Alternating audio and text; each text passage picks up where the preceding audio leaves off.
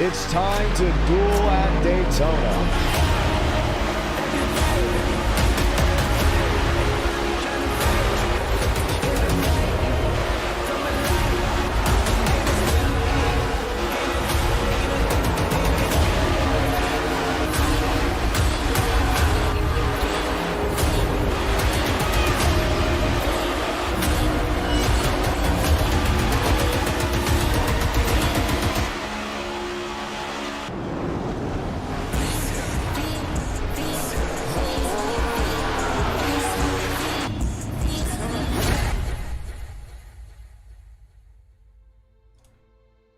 Just something about racing in August, not in person, but on the sim. Every single year, when we have the opportunity to do an e-ticket event, we choose Daytona. We choose the NASCAR weekly podcast, and we choose this blockbuster e-ticket event. I'm John Ramos alongside the Iceberg Jarrett Lundberg, the qualifying races leading into the 5th NWP 400 at Daytona, presented by the Pit Stop.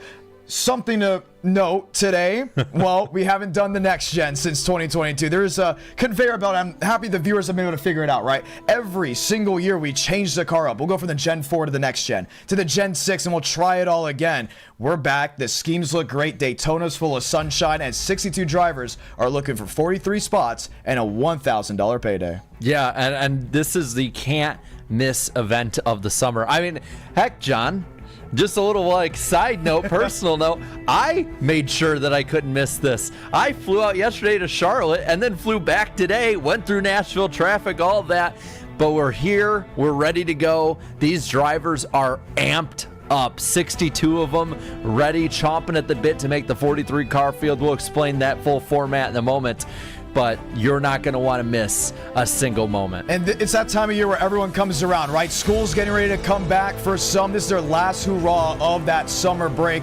And during this time, you see drivers coming back that you haven't seen in a while. You see drivers that have come up through iRacing this year that are ready to take a stand. This e-ticket event, let's be honest, is the biggest of the year. It doesn't have 500 in the name, it doesn't have 600 in the name, but it has that allure. Because when we first started this community, there was one e-ticket that stood out from the rest and continues to do year after year. There's a reason why the Joey Stones, the Braden Muvicks, the Moss Stellars, they return. You may not see them here and there, but when that first sign-up goes out, over 180 said, let's get it done.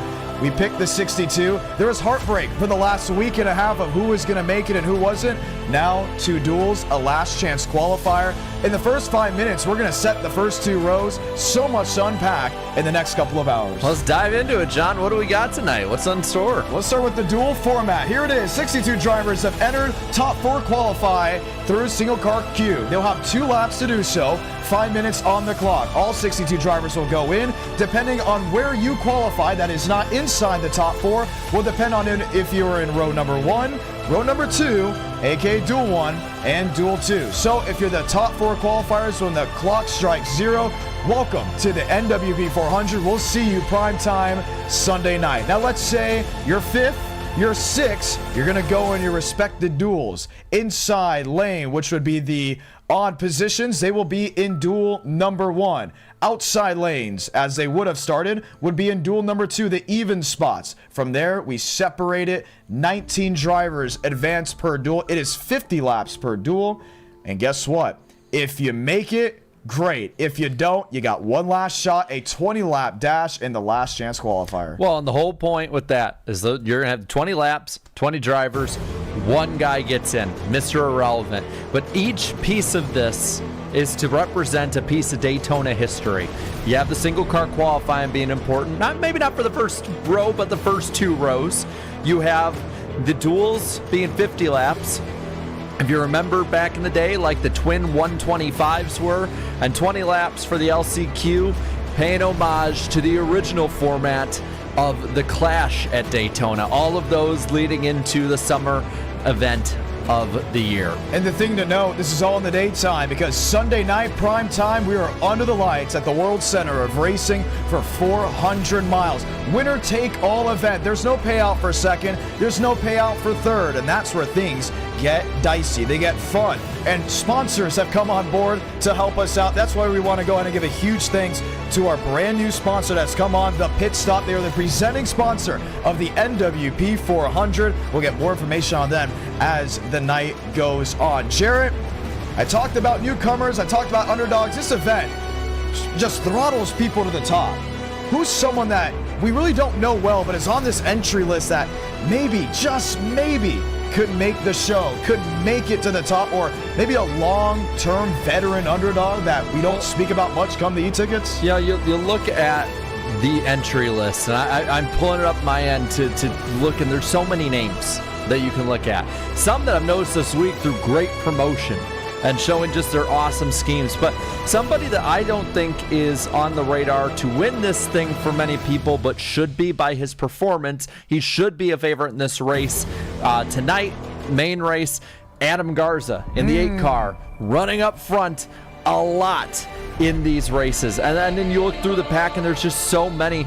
For instance, storyline to watch tonight, Terrell Baker is one of only 2 that has run in all 4 NWP 400s. He has the chance, the lone chance tonight, to be the only driver to run in all 5. That's somebody you should watch. Hey, he's kind of fallen from grace when it comes to where he was early on in this community. He's always up front in these events, especially with the next-gen car. Watch him tonight, and if he makes it, watch him on Sunday night. We've gotten to that point that this community has existed for so many years. When people think of a 2-time e-ticket champion, there's the diehards that have been around forever. They go, 2 times? That's right. Chad Thornquist, TCB, and then the newcomers. Oh, 2-time Van Drugman. He did it this year. Yeah. You know? It's so great to see what was, what is, all coming together with just 2 nights to spare. Can that veteran, a TCB, duel with the new dogs and Van Drugman? What about some of these guys that have been around forever? Max Timer, how many e-ticket wins? Not one. Not many wins in Enter Night in America. This is a time to prove it. And I think back to the 2023 NWP 400, arguably my favorite one, Dean Brummett. He flew under the radar. And he had the skill. Everyone on the strategist side ignored him. He went in the top 4 in qualifying. He made the show. We went, oh, wow, Dean Brummett. That's cool. No show the entire race until when it mattered the most. Could we have our own Dean Brummett this year? We very well could. And I want to point out, too, when we're talking about favorites, Braden Movick has had an atrocious year in these e-tickets. He's crashed out in some way or another in every single one of them. At this track, was in the main group towards the end of the race and just lost it on his own. He's had a history here of missing the race or crashing in it, and last year he changed that. Does that continue this year? Does he change his fortunes in this race, or do we see another favorite get taken out in the duels and LCQ? So what do you think? Do you think it happens? Braden Movick, does he make the show? Does he go home? Does he finally get that elusive 3rd title? I think he makes it. Okay. I would not want to bet on him this year, though. Not at all. No. I have to agree. I think he's going to make the show, but it has been an abysmal year, which is weird because he was doing well in Florida. He was doing well in Darlington. He did terrible at Le Mans. I mean, it wasn't even close. He was doing well at Indy, and then it got wrecked out. I just can't bet on Movick, at least as of this moment. There needs to be more of a prove it out of the PCR side, and the one that's been proving it will not be racing. Moss Stellar. Been a new era, these new drivers coming in. I want to look at Trevor Oswinoff. Now, we have a great amount of people watching back at home right now are saying, who's that? I think that's going to be our Dean Brummett this year. Trevor Oswinoff was not going to be in the show until he showed up and showed out in the last Enter Night in America, where we said almost 200 signups. Prove it. Prove why you need to be in. He was up front. He was racing well. He has been testing like crazy. That last name is going to be tough for you to pronounce until it goes to victory lane. So Trevor Oswinoff is going to be my guy that you have to keep a watchful eye on. Yeah, I mean, you can't not pay attention to him at any point in this event. The other part I want to kind of talk about with this, now we saw it last year, different car track combo. This is much different now, but it could come into effect. We talked to the drivers beforehand about it, and that is, and I have my notes here about it, fuel windows. Ooh. Fuel. Now, you might think it's Daytona, there's going to be a crash, and that probably will happen at some point in one of these duels, but 35 to 40 is the comfortable fuel window. 43 is about the furthest they went. Last year, we had a wreck on lap 1 of Duel 1. And we didn't have a wreck the rest of the way. We went green the whole way, and guys were running out of gas left and right in this race, crashing because some of them were out of gas and holding them up, and they just got freight trained. Does that happen in this race? Is the fuel mileage side of it not like it is maybe in the current next gen where they're 3x3 and just going half speed the whole way? But do we see people have to peel off with 5 to go, and their chance to make the race hinges then on the LCQ? And all we've been talking about was fuel saving the next gen this year on the in-person side. This aero package has changed again. Every super speedway we do, there's a different aero package. We had it for Florida. We had it for Alabama. Now back for NWP. This may be the one where fuel does mean something, but you have to note, these aren't cup guys. These are iRacers. And once the green flag drops, a lot of them think, how can I get to the front? With all those people watching back at home, with 2 YouTubers screaming at the top of their lungs when they rip it top into turns 1 and 2. Fuel save is going to mean something, but it's not going to be like how it is in person. They're going to start fuel saving a little bit later if they need to. I still think we're going to see that side by side, but I do think it comes into play. Back to the aero package, the runs are different. You're tightly knit together. You have to rely on that split second and those mere inches more than you did with the last one. I think that's going to play a big role because what do we see in the duels in the Florida 500? Calm, new aero package. People are trying to figure it out. Could happen again tonight. It could, but these guys over and over again, when they think, I mean, every year we've went into this event, into these races, and they've said it's going to be single file or just double file freight trains. Every year they say it. They say it with the Gen 6, the Gen 4, and then they make it 3, 4 wide. They make these incredible, crazy moves, and they just wow us every time. So that's what I'm expecting. They have set the bar that high. I'm expecting them to wow us tonight. Indeed. Okay, I asked this question to all the viewers down in the chat below. I want to know what you think, Jarrett. 4 former winners of this event, Mason Moriarty, Wyatt Tinsley, they're not attempting to make the 5th running this year. But Dean Brumman and Malik Ray are attempting to make it, and they have a great shot at making it. I asked, does a former winner get bumped out of the NWP 400, and if so, who? Oh, man. That's tough because I think it could happen. And I think it could happen to either for different reasons. Right. Dean Brumman, I think, is the one more likely to be collected in somebody's issue. Malik Ray is someone I think could push the issue. And they have such a different way of going about it, but it always leads to the front at the end of these races. So do I think that one of them could get bumped? Yeah, I think they could. Why? Completely other ends of the spectrum on why. I'm in that same boat. I think both could get bumped, honestly. If I had to choose one or the other, I would say because of this aero package, Dean Brumman. The way he won the Gen 6 race is not like how you're going to have to win this one. That was a different damage model. That was a different aero package. I think this event is going to prove aggression. And I think that's where we're going to see Malik Ray. Arguably, I'm going to say it, Malik Ray is probably the greatest super speedway driver on iRacing as of this moment. It has been proven time and time again with his money racing wins, what he's done with the Coke Series, what he's done in NR Night in American, winning an e-ticket last year. But at the same time, with how this weather pattern is brewing, I think if one of the two were to get bumped, it would be Dean Brumman. But I wouldn't be expected to be shocked if both of them make the show. No, that's the thing. It's such a roll of the dice on any of them at this point. That's where you just kind of have to sit there and just watch and say, yeah, and one moment you could be in. We're going to see on that side ticker, the top 19, and all of a sudden somebody's going to disappear. Bingo. It could happen as quickly as a snap of your fingers. We're going to come back, and when we do, we'll be interviewing some drivers before they take the green flag. Thank you guys so much for tuning in to the NWP 400 Duels. I'm John Ramos alongside Jarrett Lumberg. It's going to be one fun night. I'm your masters of war.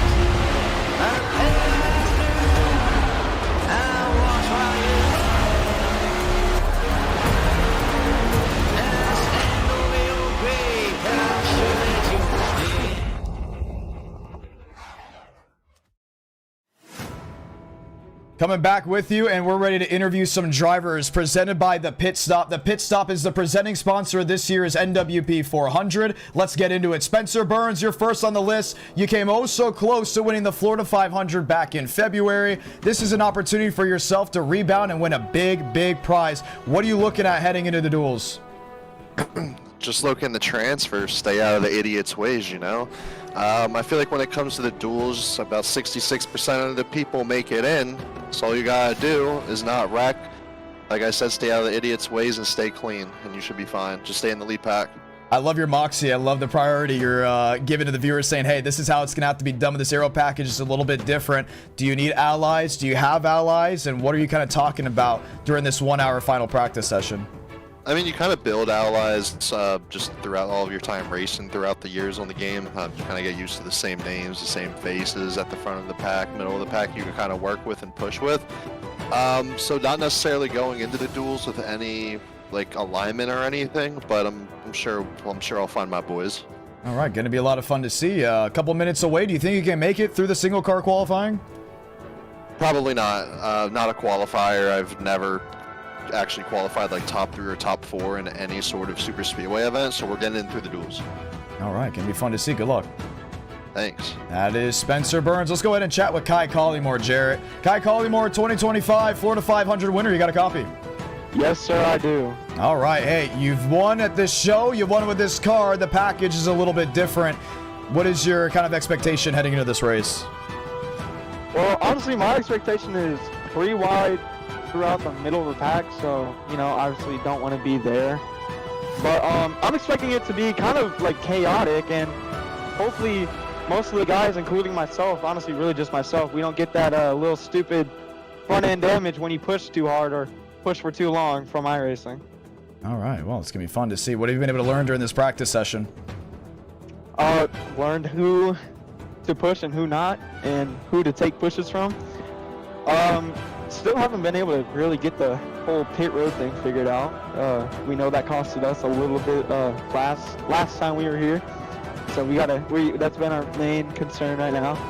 But never really got a lap because I'm trying to do it in the draft. But every time I push, it's either the guy has a big enough run to get around or whatever. But we've learned a lot with how this package runs. No side draft really, which kind of sucks. But we still have a lot of faith and hope to, you know, run it back and maybe get a shot, at least to get into the show. All right, gonna be fun to see. Good luck. Yes, sir. Thank you. That is Kai Collymore. I think Dean Brummett, a former winner of this event, needs an interview. Brummett, John Ramos. Mr. Ramos, how are you this evening, bud? I am fine as wine on a Tuesday night. When you won in 23, some were saying, who is this? And then they went, oh, that's right, it's my favorite driver now after the interview. What are you looking forward to? How are you feeling today? Buddy, I feel really good. I mean, this car is definitely different than anything else you're going to race on this service in terms of how the aero works. Got to be super aggressive, which is a little out of my comfort zone. I kind of like to let everybody else do their own mistakes, but at the same time, when you've been around on this service as long as I have, it's not hard to figure out how to light the wick just a little bit deeper and go for the moves that other people may not even think to. All right, gonna be fun to see. Jared, anything you want to ask him? What would you like to do with $1,000? Well, you know, being the proud dad of a 1.5-year-old right now, it would not upset me with $1,000 to take a little vacation, maybe to Pigeon Forge with the wife and the kiddo. I think that we managed to pull this off for the second time. I think that's exactly what the plan's going to be. Is Dollywood on your mind? Probably just because, you know, being married to a woman of the Southern Caucasian variety, Dollywood is always on the mind for some folks. So, yeah, I think that'd be pretty cool. Just like I said, just happy to be out here, man. Appreciate everything that you guys do. Appreciate NWP for putting the show on, all the sponsors. John, like I said, I mean, I don't get to do this nearly as often as I used to, but appreciate you guys having me out here once again. All right, gonna be fun. Good luck. Hey, thank you guys. Have a good night in the booth. That is Dean Brumman. All right, we're about 5 minutes away. Any drivers you want to hear down the live chat, let us know. We'll continue to interview them as time goes on. We interview Kai. He won the 500. I think it's just fitting if we can get Van Drugman, who's been on a tear this year. That's exactly what we're going to do. Drugman, John Ramos, you got a copy. What's up, John? Oh, you seem to be a little more enthusiastic. Last time I interviewed you, you looked like you wanted to throw a train at somebody. I very much did, but you know, that's the past. You can't change it now. We're here at Daytona, NWP. I don't really like plate racing, but I don't know, when $1,000 is the prize, I mean, that gets you all excited. It does. Even though you might not win it, anyone can win it. It gives me a reason to be excited.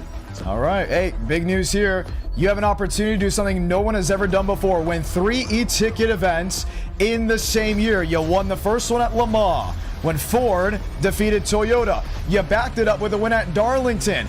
Almost midnight hour Wednesday morning. This race started Tuesday night. Super speedways, they don't really form to you the best, so how do you capitalize on one of the weaker links of your racing style? Well, Alabama, I went for a safe approach, laid in the back, and then that ended up did not work. So I think this time it's just gonna be, especially for the duels, stay up towards the front, save a little bit of fuel for pit stops. But in terms of NWP, you know, that's gonna be my little secret, because I can't give everything away. I already won 2 of these things, so. All right, gonna be fun to see. We're getting ready to continue to count down the clock. Drivers getting ready to gear up. Qualifying. Do you lock in through the 4? We asked another driver that already. See, I was practicing. I was really practicing. And even if I don't, I was still practicing just in case I needed to start up front. So hopefully we can, but if we don't, we'll be starting close to the front at the duels, hopefully. All right, good luck. All right, thank you, John. Jared, anyone specifically you want to possibly chat with? Yeah, let's talk to Joey Stone. How about that? How about that? Joey Stone, John Ramos, you got a copy. Hey, what's going on? How we doing? All right, coming in. Kind of a later entry. We know we're trying to get those final 15, 20 guys in. You come on board. You got a brand new sponsor. You've been streaming a lot on TikTok. You've been streaming on other platforms. You've raced this event before. A, how does it feel to come back? And B, how do you make the show? Yeah, well, first and foremost, it's going to be back in this event. You know, nothing but a lot of respect for you and Jared and what you guys do. I always try to tune in when I can. Life's just been crazy busy. Y'all know me and my wife are expecting our first baby girl this December, so we're really excited about that. So, yeah, so we've been on, it's just been a grind. It's been a lot of fun. Life's been crazy. So, yeah, it's been fun, man. Just being back on the grind and feeling like we're back where we need to be, and having pit stop on the car is just incredible. But yeah, just really excited to get going here. You know, I think a real big key to really getting into this race is to not underestimate the competition, right? You know, you can't just go in here and expect these guys are going to wreck every single lap and sit in the back and, you know, hope for a wreck. You got to go up there and show that you can run at the top. And I've seen a lot of these duels and a lot of these races where you actually see a lot more cleaner stuff up in the front top 10 or so most of the time. You know, a lot of the chaos happens in the mid-pack. So, yeah, it's definitely something we're keeping an eye on, but we're hoping to put our 83, you know, up near the front for the first duel wherever we are. Get a good qualifying lap in, try to stay up at the front. If it gets too crazy, we'll go to the back. And, yeah, the name of the game is just to survive. So I hope we can make it to the main event. So, I think I know what you're probably going to say with this, seeing how I'm in the same boat just a few months back here. What are you going to do with that $1,000 if you win it? Oh, man. There's a few ideas I got here, but I guess I could tell everybody who's watching right now with the $1,000. If we do win, you all know I love the pit stop. It's my favorite place to go to buy all my diecast needs. It's just an incredible place, an incredible group. If I win the $1,000, I will be giving half of that or more of that back to the pit stop to do giveaways for the entire community, mystery boxes and everything. So there's that cool little thing. I've been keeping a surprise for everybody. So we'll be doing that for the sponsor because they've done a lot for me. How about it? Awesome. Sounds good. The pit stop coming on, also sponsoring this event for the ones that don't know. Very thankful for the pit stop coming on. Got a lot of great things going on during this race brought to you by them. Joey, Duel 1, Duel 2, if you had to choose, which one would you want to be in?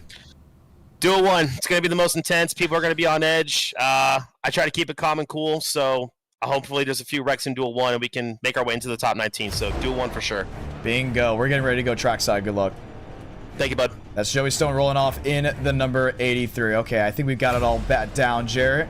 Getting ready to go racing, qualify. I feel the same thing every single year. Feels... I knew it. Ooh. I knew it. Here we go, man. This is the time where it's, and we've done multiple e-tickets, right? We've worked in person with events, but when you come back to this moment every single year, it feels exactly the same. Those drivers were excited.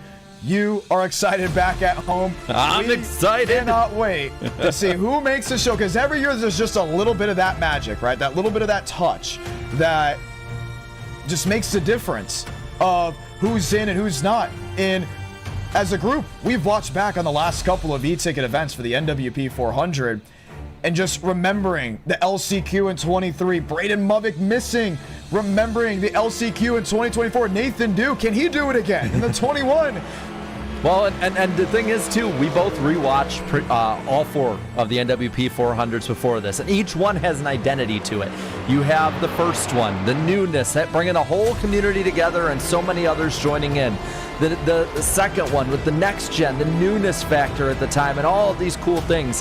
The Gen 6 era, bringing an entirely new format full together. And last year we had the fog race, the blackout race, if you will. Every single one of these has that kind of identity. What identity can these drivers set tonight? Who can make their stamp? We're going to find out in less than 4 minutes who makes their stamp getting in as the first 4 qualifiers, first 2 rows. So we're going to wait to see how that all goes down. Let's go through some drivers, new paint schemes. Max Steinmeier, what are they doing here? Why are they going so slow? This is what we're going to call the cheese. It was debuted in 2023. It depends on the event. Sometimes we ban it. Sometimes we don't ban it. We said, hey, there's 62 guys. We can't keep track of it. So we're going to let them go. Douglas, that car looks amazing. Can't wait to see what Doug can do. Coming on for Lucky Duck. I can't wait to see, once we know who's in it, who the fans vote as scheme of the event, because I think there's about 15 or so that could win. And that's the big thing. Scheme of the event is a thing, and it's brought to you by the Pit Stop. For the ones that are keeping up with us live with everything going on, we want to thank the Pit Stop for coming on board, what they have been able to do to help our event out. And our Night in America at NWP would like to thank the Pit Stop for coming on as the presenting sponsor for the 2025 NWP 400. The Pit Stop is the official allocator of Lionel Racing, from 164 to 124 scale NASCAR diecast to motorsports merchandise. The Pit Stop will have you covered every time you're ready to add an item to the collection. Once again, thank you to the Pit Stop coming on board. They will be sponsoring Joey Stone. We're already seeing people putting in their times. Dylan Basin, he's got the top spot as we were on. Drew Jua now in second, 3/1000ths of a second. We're going to see people pretty darn close up towards the top. We're going to keep the intervals on the left side of your screen from the tower. Braden Movick, you see him. Patrick Connell, the Iron Man car. You guys threw that out on the NASCAR Weekly podcast. Patrick Connell is very interesting. His story is unique. He came from Texas, went north to Wisconsin, a farmer, trying to be a country singer, a devout Christian. A lot of things have changed in his life, but one thing has stayed the same: his love for racing and Iron Man. You can tell he loves Iron Man. Hall now to the top of the board with less than 2 minutes to go. Oh, here's Malik Ray. There's the scheme loading on in. Supposed to be the number 01 machine. Rolls down to the line, and Malik Ray is now on the clock. Trevor Oswinoth, we talked about him in pre-race, what he is trying to do. Become one of those rare drivers to make the show. Gavin Gomez, Dale Greenwood. We always get excited when Greenwood leads, let's be honest. Plus, that scheme looks awesome every time he runs it. So top 4 are Hall, Jua, Garza now up to 3rd, and Horley in 4th. 56 drivers have set down a time. Spencer Burns is not one of them. He's now ripping the outside lane. New scheme for him. Guess who sponsored him? This happened within the last couple of hours. We went back and forth, and I just said, fine, let's do it. That's Frank DeAngelis' diecast company. Apparently they wanted to pay for Spencer's entry and stuff like that, and said, okay, can you put it on the car? And there you go. Last second sponsor, Spencer Burns. It's a whole economy here. And here is Well, look at that. New Bigging now to the top. Shaver up to second. Ray, it's just shuffling. Look at the shuffles up at the top. Vila to the top of the board with Kevin Champagne in second in that 94. Oh, Brummett is in fourth and just got in there. The Jack Daniels Coca-Cola machine is in for now. That's provisionally. Braden Movick, he's done with his lap. He's going to have to head his way into the duels. Devins Baker, he's done. He's heading in the duels. Spencer Burns, one of the final drivers to see if he can get it done. He said he wasn't a qualifier, but if he can prove himself wrong, I think he'll be the happiest person in Daytona tonight. To the line. Not going to make it happen. No, I don't think so. He would have been the 61st driver to set down a time. Spencer Burns goes 54th. Christian Delgado, last shot for him. Number 62 with just a second remaining. Christian Delgado will not make it. Abraham Vila will be leading us to green this Sunday in the number 1. Kevin Champagne, Carlos Truther, and Dean Brummett, your Fast Four. Team T is in the show. Brummett is back in the show. And Abraham Vila's Crown Royal number 1 says thank you very much. Think back to February. He had to win the LCQ to make that e-ticket event. Let's go talk to the driver that will be leading us to green. One certain P1. How about that? And the left side of your screen now, you'll get ready to see everybody that will be ready to go in duel number 1. We'll get all that information very, very shortly. My wife would be upset if I didn't mention Christian Delgado's scheme, man's best friend, Yes. Sabrina Carpenter. And for the ones that are wondering, that's not a joke. He's actually a Sabrina Carpenter fan. Yeah. And I mean hardcore Sabrina Carpenter fan. Everything that Twitter wanted William Byron to be, Christian Delgado He is. said, I'll do it. Abraham Vila, I think he's celebrating. I don't think we have him anywhere in the chat to go and chat with him. Hopefully at some point during the caution. Oh, there he is. Abraham Vila from the LCQ in February to lead in the field of green in the summer. Congratulations. How about that, John? How about that? I think, John, I said to the group chat, I'm going to the gym before qualifying. Now they know what, I'm gonna get my blood flowing. I did some chest, some arms, some legs. There you go. My God, we put some Crown Royal on a fuel tank, and I guess it went faster. How about it? And it worked flawlessly. So now you have this time. What are you going to do? Well, I'm going to help my friend David Lewis to hopefully advance in the main race. Beat him like grip close. Hopefully we can shake and bait for the main race. But God, John, I'm scared, man. I got pole before in this situation. I don't know if it was Dega or Daytona, and I got wrecked, left 140, 150. I'm kind of scared. I'm scared, John, but hey, pole is pole. I'll take it. The number 1 car is pole, baby. Number 1. I love it. Absolutely love it. Congratulations making the field of green. What is your opinion on just the whole situation now as these drivers get to roll off? You said you're going to be a spotter? Yeah, I'll be a spotter for a little bit. Try to help my boy Davis. So right now, I'm going to eat right now, get some pizza, get some chicken, because I think he's doing 2. Yeah, he's doing 2. So I want an hour and a half to chill. So I'm going to relax, celebrate, John. You know, we got to celebrate good things. And God is great. God is great. Amen, bro. Amen, Indeed. brother. Congratulations. We'll get ready to starting lineup. That is Abraham Vila. Locks it in, leads us to green, but now we got to figure out who the rest of the drivers are to get it done. Jarrett, I love this time. It's the starting lineup. The lights are on top of the pace car. We'll go green at next time by. Who is the driver that takes us to victory lane? Who's the driver that takes us to the green flag? Well, it's going to be Vila Champagne, as it would have been, right? Because they were the ones that were qualifying. So row number 1 in this case will be, if I'm not mistaken, Donskoy and Van Drummond. No, New how about Bigging. this? New Bigging. So left side, row 3 on down. These are the drivers that are in duel number 1. Donskoy, New Bigging. Malik Ray will be alongside that of Jackson Buys. Frank DeAngelis will be next to Barrows, and Kenny Reel, look at that. That is a Dale Earnhardt final win car next to Osbornoff. We talked about him a lot. Hall and Jua will be starting alongside each other as well. Adam Garza with Dylan Basin. Both red machines, Basin back with the Alabama machine. William Schmidt with that Chainsaw Man car and the 4-500 winner. Kai Collymore, same with Finnegan Myers, the most recent e-ticket winner, and Bagley in that row as well. Nice to see Christian Delgado, James Bomar back with Jeff Berchatsky. Berchatsky in that number 5. We got Tinsley, who came on late in the game, but he's going to be gunning for another one. Greenwood also up there as well. Max Steinmeier is back with Michael Mitchum.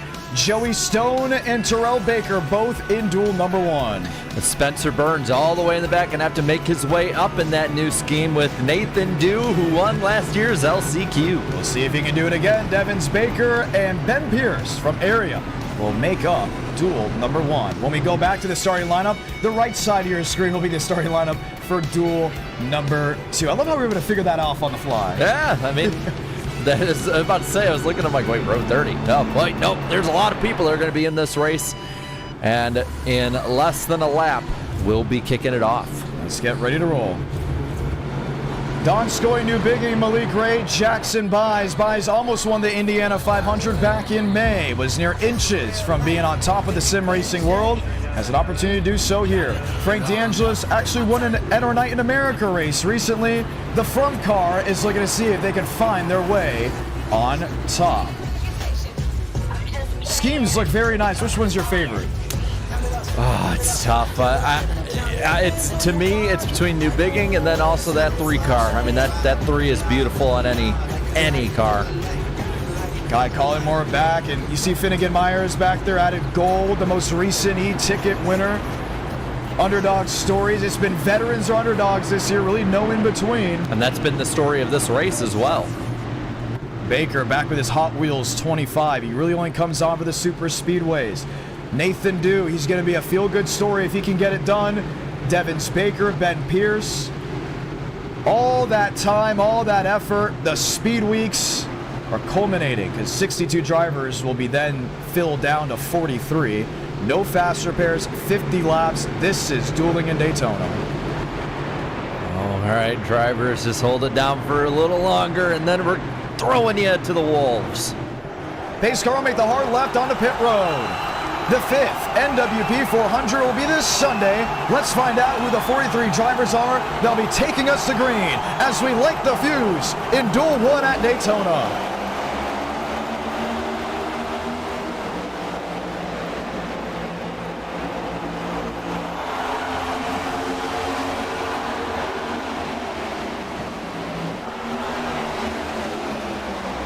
Malik Ray inside, that's with Yaroslav Donskoy. Frank DeAngelis trying to make a move to the outside lane will be blocked as New Bigging 7 holds side by side with him. Jackson Buys, borrows another, select to stay 2x2 down the Daytona Superstretch. Side by side still as they go 2 lines. You're seeing some that want to peek out, can't do it yet as they go into 3 and 4. Oh, great shove, Malik Ray, race leader. We knew he was going to be aggressive from the drop of the green flag. Already showing that in the predictions in countdown to green. He'll pick up Douglas New Bigging on the outside lane. Malik Ray will come back to the trial to lead lap 1. And there you see that 3rd line starting to form. Bomar going up to the top with Tinsley and Spencer Burns trying to make his way forward. 3 up there, though. I don't know how long to last. I think Joey Stone missed the start of this duel. If you look at the history, we really don't have too many cautions in duels. If you get 1, you're lucky. Not the way that 83 wants to start out. Nonetheless, it's 3 wide, 4 rows deep, very deep in the pack. Yeah, and they are not making up any ground. These bottom 2 rows are just too powerful at this time, and you see them just sort of holding steady as they go through 3 and 4 again, though. They're starting to get a few more cars there. There's Basin up top now. He's trying to make a move, and there's that 46 as well. Comes into play. That's Miles Bagley, but jumps right back to the center lane. So Bomar, others are trying that outside lane well. Yaroslav Donskoy, the driver racing from Russia. The sun is rising on his end of the globe. Takes the lead on the outside of 1. But maybe not for long. Douglas New Bigging getting that push from Malik Ray, and they are looking to try and make up some ground. Can't do it yet. 3 wide through the pack from about 7th on back. Dicey, it is different than Duel 1 at Daytona back in February for the Florida 500. These drivers have hit full saw. New aero package does not matter. Left side of your screen, you can see where those drivers are rotating in and out. Let's look at what would be the top 20. If this duel ended now, Nathan Dew is in. Ben Pierce is out, and Pierce has made up a ton of time. He started dead last. Yeah, and you're seeing Garza. He's right in the cut line. Led a ton of laps in February here, but this 3x3x3 battle all the way back. You're seeing aggression. They're seeing him get in the wall, and you're seeing him barely holding on. Michael Mitchum got into Pierce. Greenwood washed wide, got up into the fence, and then was able to recorrect back to the middle lane. So outside of the top 15, it is dicey. Everyone else 2x2, a block to the outside goes Donskoy. He continues to charge to turn 3. And you're seeing a lot of good names that are cycling from that 20th spot in and out. Donskoy with about a car length lead over Barros, who is now clear on the bottom, looks up top 2x2 again, and you're seeing the shuffle of guys who are up towards the top of the running order. 5 laps in, they're towards last. You see Frank DeAngelis in 6. He has a little bit of confidence being added after his win about a week ago at Talladega. He's surrounded by drivers he trusts. He has Drew Jula, Malik Ray, Dylan Basin. Drivers, actually friends that they've attended NASCAR races with each other, kind of in that same group, stuck 2x2. Bason's ready to go. He's got Ray, blocked by Donskoy. That absolutely tears up the outside lane. Jackson Bynes to the lead on the bottom. And Donskoy, who was in the top 3 for most of this race early on, drops like a rock holding up them. Top 3, 4 single file. Not for long, though, from what we've seen so far tonight. Plate racing, super speedway racing, you better have momentum on your side as quickly as you went. Top 3, top 4 outside lane. They've been drop kicked, possibly outside the top 20. Myers, Greenwood, Collymore, where do you see that Yaroslav Donskoy 90? Nowhere in the running order up front. He's back to 26. Pack of 28 are roaring down the super stretch, and you're seeing from Steinmeier's POV in 26, that is daunting. Oh, crash! Nathan Barros into the outside wall. Multiple drivers tear it up. Heavy damage for Christian Delgado. Tyler Tinsley, Michael Mitchum, they got a piece of it as well, as Acosta will wave just 6 laps in. That was just what Joey Stone needed to get it back in the lead lap, but you're looking at the damage, and there's some that can continue. There's others like Delgado. I saw Hood flying up already. It's going to be a tough night for him. I guess at least he gets to see Sabrina. Yeah. I'm pretty sure there's a song about being pretty sure slow. And I'm pretty sure that Hood's being held up like her hair is in that picture. Yikes. Christian Delgado. Unfortunate run for him. Heavy damage on that nose. Is there damage from Finnegan Myers in the 0-0? Well, it looked like a little in the back. Just a small amount, though, compared. Let's check the replay. This is the tail end of it. Nathan Barros, 09. He definitely got help from someone.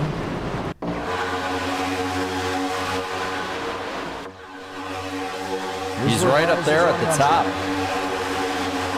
Just a bad. Oh, yeah, there's an internet issue. You can see Ozwanov's 89 actually clipped through that back bumper, and what that did was it hooked when the Barros 09's internet came back on into the outside wall. It's not an uncommon thing you would see, which is why we're so heavy on blinking and internet issues. In this case, there was no blink. It was just a hook, line, and sink. There's even more that you're seeing going through the grass. Let's go back. Let's see if there was maybe any blinking at all, but no. This is us riding on board. If he blinks, it would give us a static shot of Daytona International Speedway. Everything looks fine here. Goes for a side draft on the 69. Makes it work. Has help from behind. You know what this does, though, John, while we're waiting to see?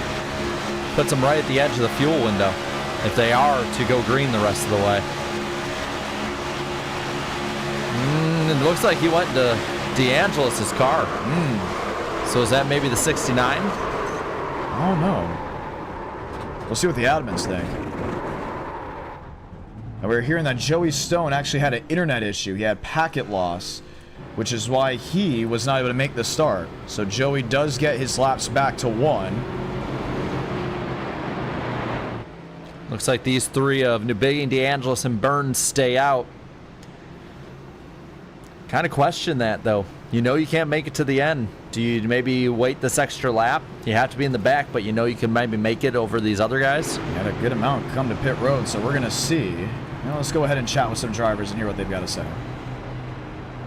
We'll get an update at some point with Christian Delgado. He just went ahead and muted. Jackson Byes has been leading pretty well. We'll have to hear what he has to say. Yep, Douglas Newbigging staying out. This is going to be an interesting one. Let's see what Newbigging has to say with his lucky duck number 7. Newbigging, John Ramos, you got a copy? Yep, hello. All right, staying out while others came in. Why is that? Well, I don't know if we could really make it. It's kind of close on fuel, but I also feel like they're going to wreck again. So I'd rather be up front, get the track position. It's pretty good in having clean air, wait for them to weed themselves out. And then once we probably get under like 25 people left, then I'll probably pit for fuel, just so I could stay on the mess as much as possible. We were hearing words that it was the 09 of Nathan Barrows that was the root cause of the accident. Staying out, aero package, now you're in full saw. Does it feel a little bit different than Daytona? Everyone said it was going to be completely different. Yeah, it's a lot more different. The cars overheat super quickly. It's hard to make 3 wide work. You can't really build up a run by yourself. Really hard to push people. Like, you need a lot of people to push people, and it's just, I don't know. It's definitely more realistic, but realistic as in, like, you know, they're 3 wide, no one can really make moves at all. But it's still kind of, you know, with the way iRacing is and how it kind of messes some stuff up here and there, it does have little fun moments here and there. The runs you get in this are insane, the amount of big runs, but if you can convert the big runs and big moves, it looks really good, but it's going to be really hard to make them moves. We're hearing words that it'll be L1 and L2 for Nathan Barrows, so he'll drop to the tail end and have to do a drive-through penalty. His internet was the root cause of the issue. Drove through the back end of Frank D'Angelo. Oh, they're wrecking on screen now. What are they doing? Is that Spencer Burns? We may have to delay the start now to go ahead and figure out what exactly occurred. You can hear the laughter out of Douglas Newbigging. Well, this is the replay. Some drivers coming off pit road. He just drives checks. Okay, and then gets him back. What? There's always something in one of these duels that just stands out. And they have, I believe, also L1 Jackson Byes, and that's a kick in the foot. I don't know exactly why he did that. Well, Doug, we'll let you go back to your chat. Good luck. Yeah, it seems like they're going to be able to make it on fuel now, too, by the way, with this extended, if they pit here. So that's a little little tidbit for you guys, I guess, in the booth. All right. So. Wow. I don't understand the getting into him part. That's a little interesting. What's he doing? Well, and that could be the difference between making the show or not. At the end of the day, there's Jackson Byes. He's going to have to come down pit road. Nathan Barrows as well. These are the drivers that are pitting so they can make it to the end on fuel. Remember, Barrows will have to come and do a drive-through penalty. Nathan Dew is already on pit road. Tyler Tinsley is coming back through pit road. Not exactly sure what that whole situation was. I don't know. At first I thought maybe it's like they came together trying to heat up their tires and it was just an accident, but I don't know what happened there. Well, if you're going to go ahead and do it, you would usually go ahead and do it under full saw. In this case, not the way it's done. Spencer Burns is still up there in the 3rd position, so that's where he'll restart as we'll get ready to try it again. Racing is fun at Daytona. Already a little bit of drama 10 laps in. I've noticed the 3 and a couple other cars are keeping it on the apron throughout this caution. We're going to be under a fuel lottery. Playing some fuel games, man. Duels at Daytona, always fun, whether it's in February, whether it's in August. When you have a high-demand e-ticket event, this is how it goes down. Left side of your screen, I think we're going to consistently mostly show that top 20 and see how things go. Jeff Perchatsky, 15th. Max Steinmeier, 14th. Hall, Basin, Schmidt, and others outside the top 10. You just need to be 19th or better to make this show, and don't go to the LCQ. Well, and really quick, John, you want to explain why they're all single file down on the bottom? Because maybe there's some people that are new here that might not know why. Yeah, so those are the drivers that pit once again. If you come down pit road once more, you are going to be restarting on the bottom lane. Those are not lap cars. They came in one more time during the cycle to top off, so they cannot choose again on the outside lane. We don't have a choose cone in at our night in America. We tried it. It hasn't worked out well. So in this case, you pit when the pits are closed, tail line, longest line. There you go. Douglas Newbigging and Frank DeAngelis, that's on the front row. Newbigging's blue and red Chevrolet with DeAngelis' green Ford Mustang. Bring us back to green with 40 to go at Daytona.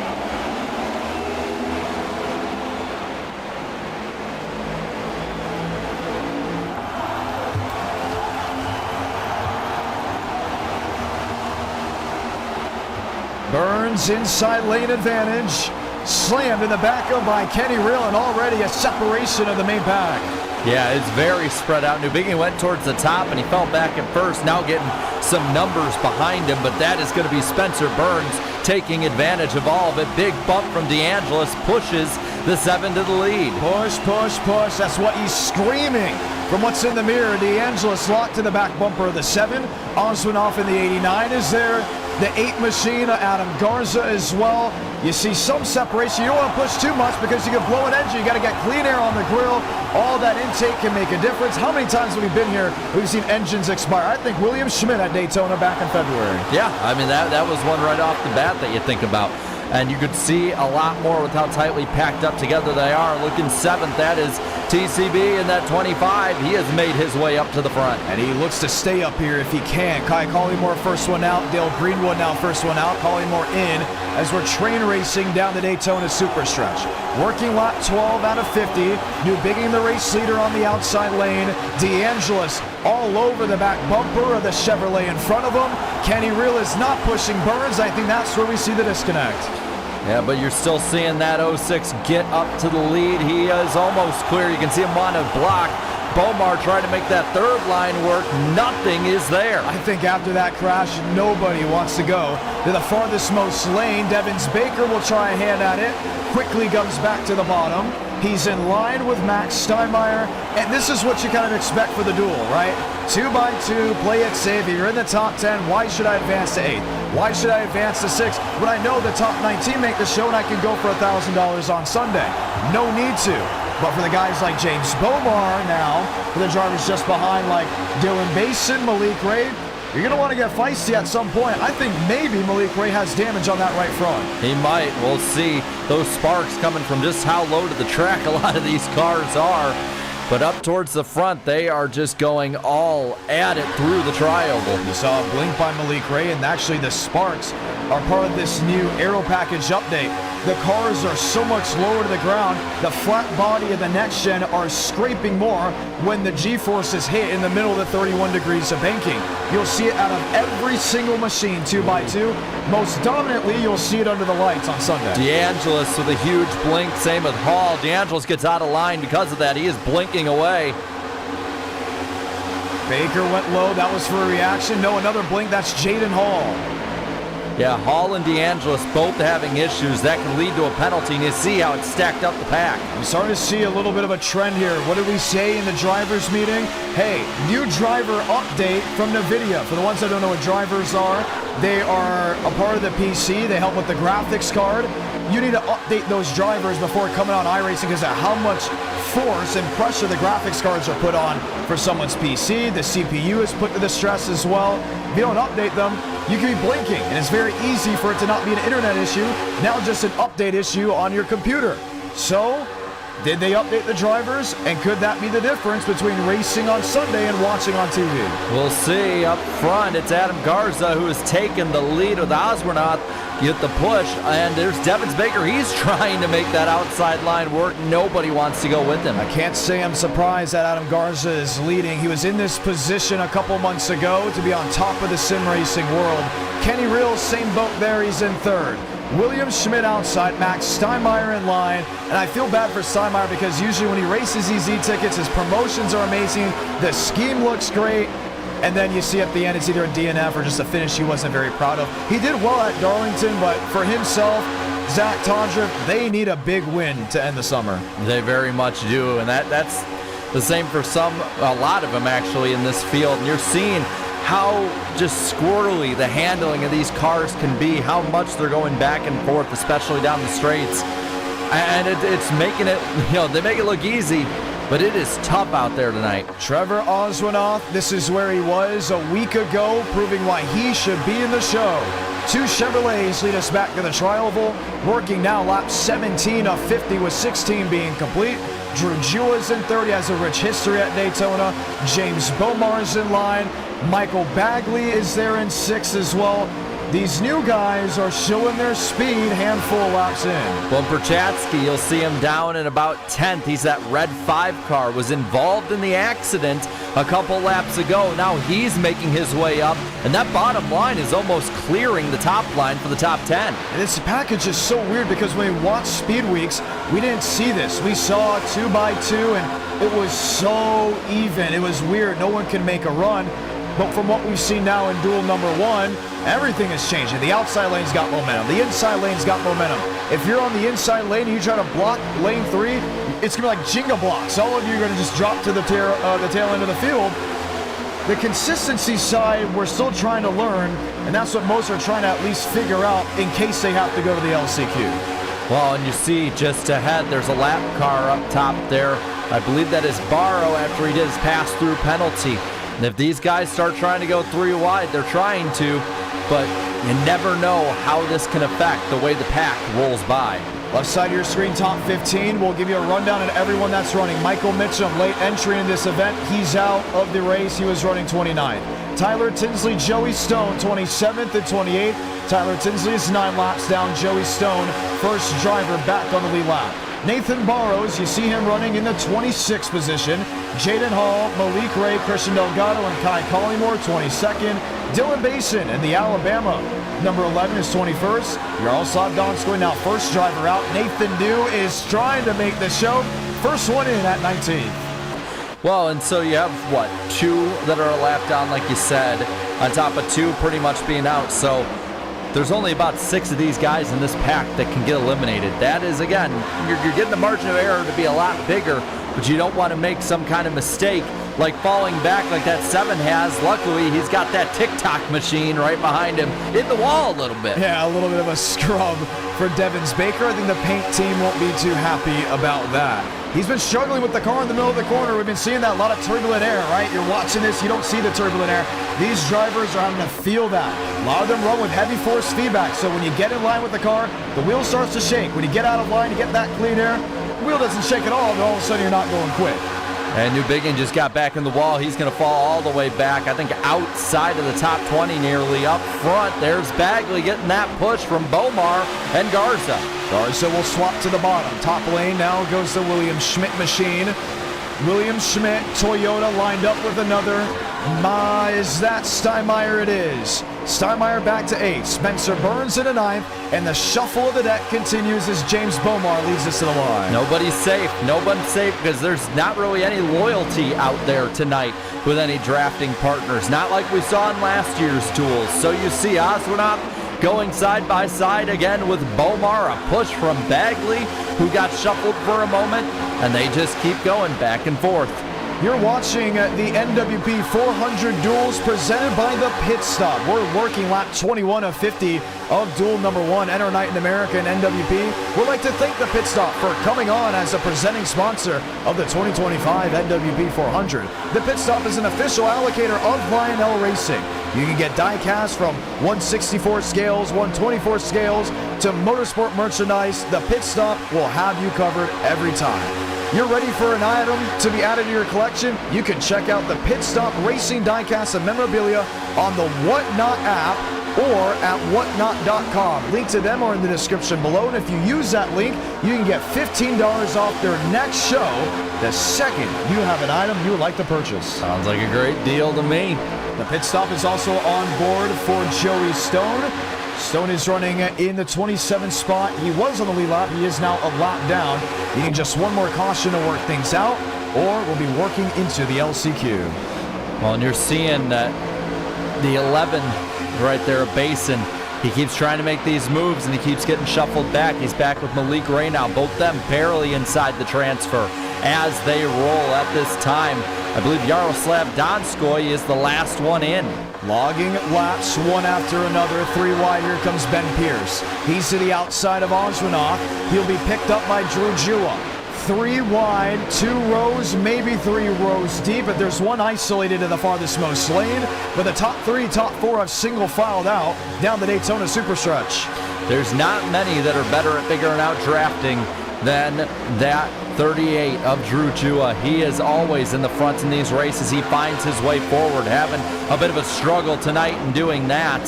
Falling back to where, wow, that is Frank DeAngelis back there with him. A lot of heavy hitters in the back of this pack. Yeah, they continue to get very curious of that outside wall. We saw Ben Pierce. Where was he? He was up in 18th. Then he went up to 6th, and now he's back outside the top 18. First one in, 19th, now 20th, and continuing to fade. Douglas Newbigging, he led us back to green. He is on the transfer bubble. First one in as of now. Will be racing a teammate in Frank DeAngelis. This package is not what people expected. We have a lot of passing and shuffling. Well, and again, it's just there's so many people, too, that aren't sticking together. They're trying to all be out for one person, and that's what's keeping these people going back, back, back. Up front, William Schmidt now, the leader in that Chainsaw Man car. That top line not able to keep up just as well just yet. Maybe Bagley getting up top might help a bit with that, though. And they're going to see if that can work out. 2 by 2, William Schmidt leads. Next time by will be halfway through duel number 1. Who has surprised you so far? Honestly, being so far back, Malik Ray. I'm surprised he's not up front controlling this race as they lap Hall. We're going to see the damage. I mean, he does have right front damage, at least from what I can see. Maybe we could get a better view of the back bumper. No, it may just be the paint scheme. So there's Malik Ray in his 01 machine. Frank DeAngelis. I'm very surprised as well. We're used to seeing this one machine up front. Is there something going on under the hood possibly that we don't know? Or is it just hard for them to get up towards the front when people go up to the top lane and block out the track? Yeah. Nathan Dew up to 10th. I mean, that's my big surprise. Him and Jeff Perchatsky in the top 10 at the halfway point. 2 drivers that aren't known for super speedway regulars, aren't known for running up front at super speedways. They're setting the mark here. They're in a safe zone. If this was 2 to go, I'd be happy in 10th. I'll be queuing up. No, let's not focus on passing each other. Let's make the show, right? That's the goal here. I wouldn't be very surprised if this race ran green and we had drivers make it to the end on fuel, and this is how it ends. Yeah, I mean, you could maybe say that maybe there's some of them back there that are fuel saving. Maybe. There's a lot of smart drivers back there. Working lap 26 of 50. Kai Collymore, the winner of the Florida 500, he's the one on the bubble now. Drew Jua back there was in a photo finish in the 2024 Florida 500. He's riding in line. Douglas Newbigging as well. This is where we're logging laps. Lap after lap. You're not expecting that craziness, edge of your seat, but you know it's coming. I mean, we've had our fair share of storms. Jarrett, you growing up in the Midwest, myself down in South Florida. It was that eeriness, right? Right before a big storm would come, everything would get still. This is where we are, because we know when it's 10 to go, it's 5 to go, and you're on that bubble, you're going to have to make those moves that will be make or break scenarios.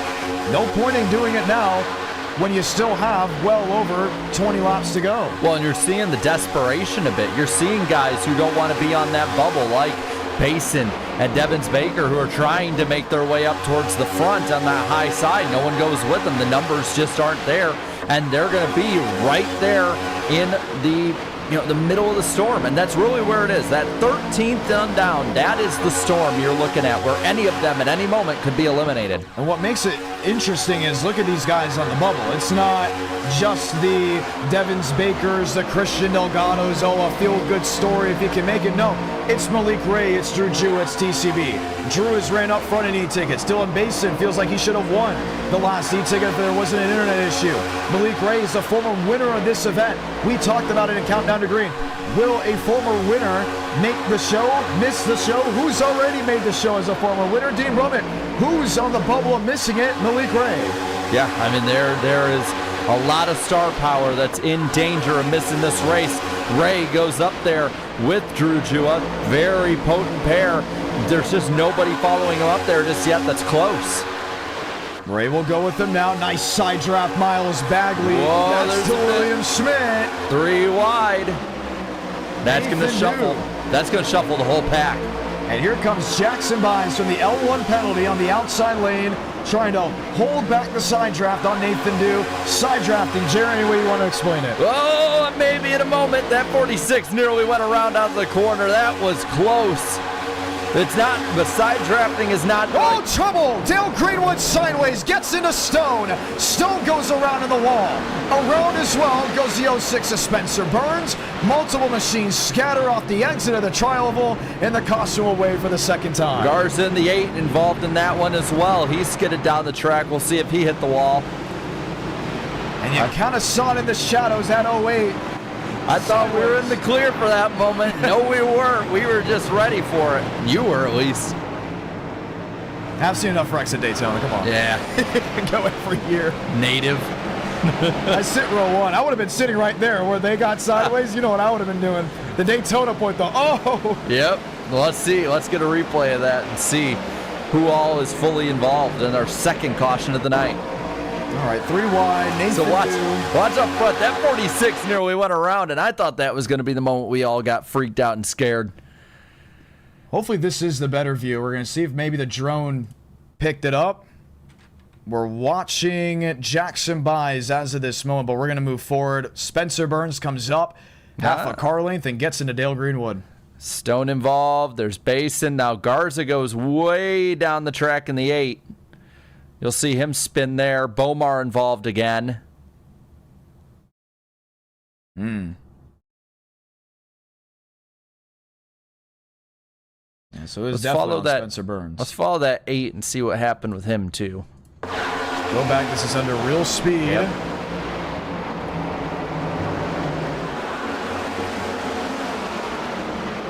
Is it just a lazy slide or is it kapow? Kapow. Yeah, kapow. It seemed like he wasn't on the brakes right away. That's where the momentum kind of recarried. He was below the WL line. The throttle was still rolling. I think he thought he was past it, and then he got collected in sort of the second wave. Do you see that at Daytona, where there's the first wave of cars that get collected in, and then there's those either avoiding or they've almost avoided it, and they get collected in. There's that second wave of cars. Let's see this from Adam Garza's vantage point. That's going to be a huge, huge deal for who's in the LCQ.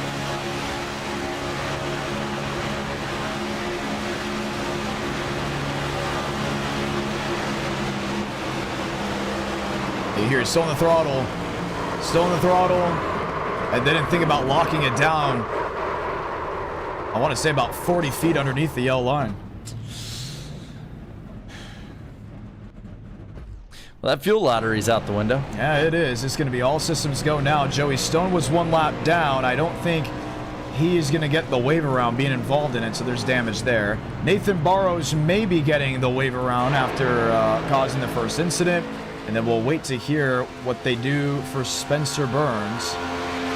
Interesting, interesting, interesting. I guess we get to go ahead and speak with some drivers. Max Steinmeier, he got through. Adam Garza didn't. Let's hear from Garza.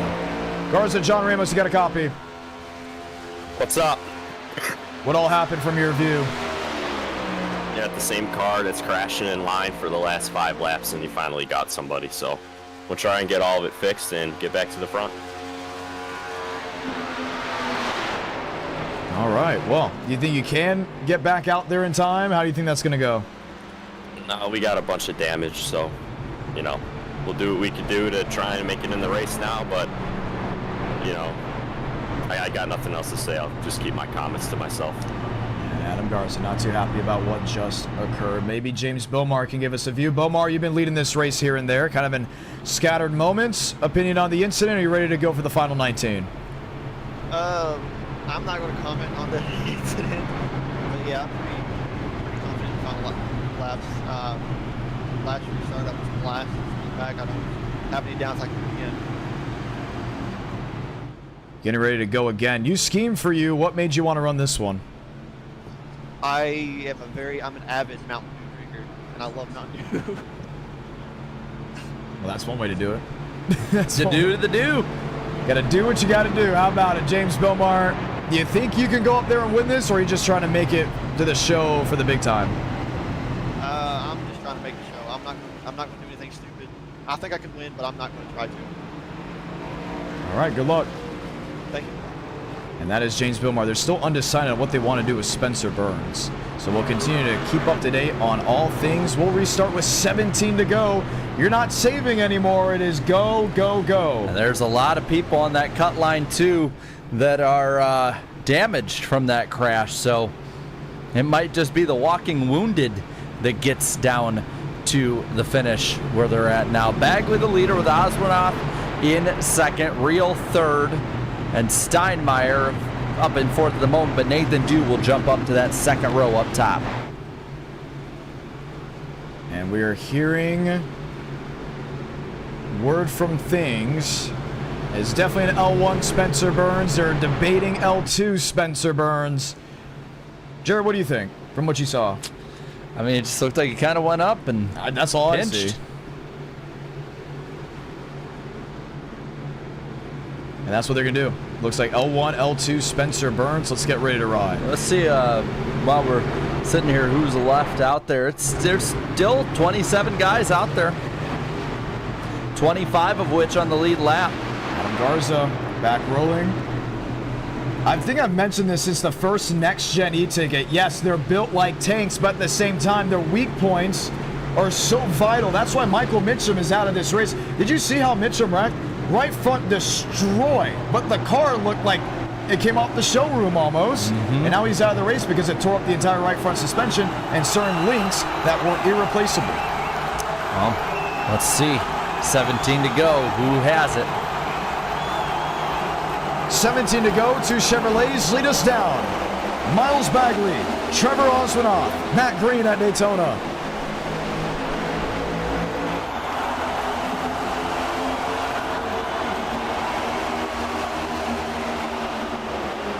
Well, that bottom line got going quick, and they just shuffled Dew all the way to the back. Single file for the most part.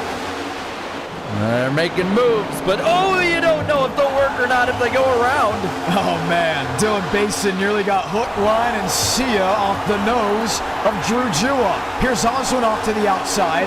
He gets aided by the Alabama Toyota. Trevor Osmanoff, race leader to turn 3. It's go time at this point. They are not holding back at all. A blink from Basin, he gets out of line. 3 wide, and no one's there to help. Basin will drop back. Bagley will lead this lap. Osmanoff on the bottom. These two drivers made it in because of their success in NR9 on Tuesday alone. That crash has shuffled up so many from about 4th on back. You're seeing Malik Ray. He's jumped up into this thing. Bice is back into it. And you're seeing Nathan Dew now trying to make his way back forward. He's up in the top 5. And he do the unthinkable. Nathan Dew winning a duel. He's pushing Malik Ray. Malik Ray has shot Drew Jua to the race lead. And Dew gets turned off the nose of Jackson Bice. He saves it. Bice does it. And the caution will wave. Collymore is in it. Myers in it. There's Baker. I think that they even got the 69-2 of DeAngelis. I think this is the crazy duel. There's always one. There's usually always one that goes caution-free, and then there's the one that goes absolutely insane. And we've had 3 cautions now in, 35 laps. And you have to push a lot more with this package. You have to be sealed to the back bumper. When you're in that position, what you're looking at, it's not the same of what others are looking at.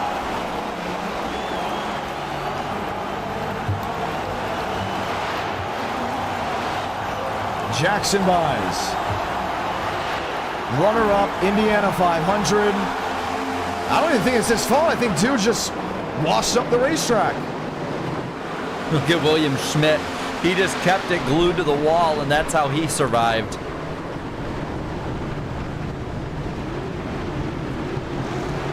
Papa Dew watching back at home on the recliner. Look away. He's going to have to possibly watch the LCQ as well.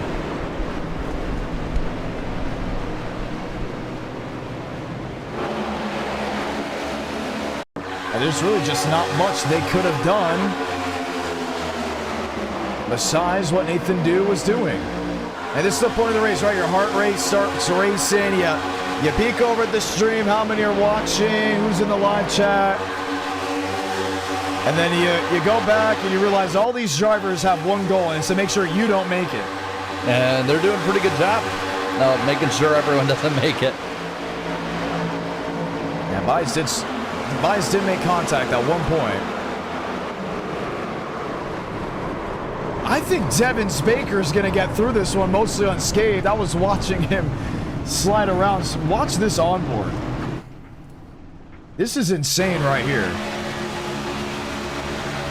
He made contact, but it's not enough to be a career ender.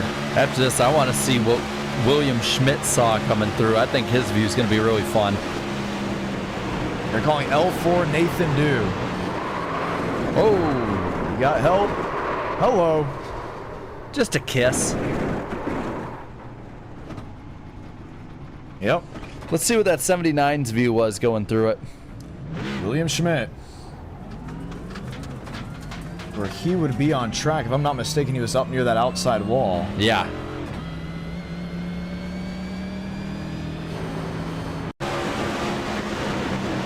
He saw the smoke right away.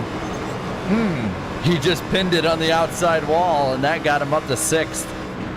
Chainsaw Man 79, William Schmidt, a huge anime fan. And all the anime fans that watch NR Night in America usually root for William Schmidt because of the Chainsaw Toyota.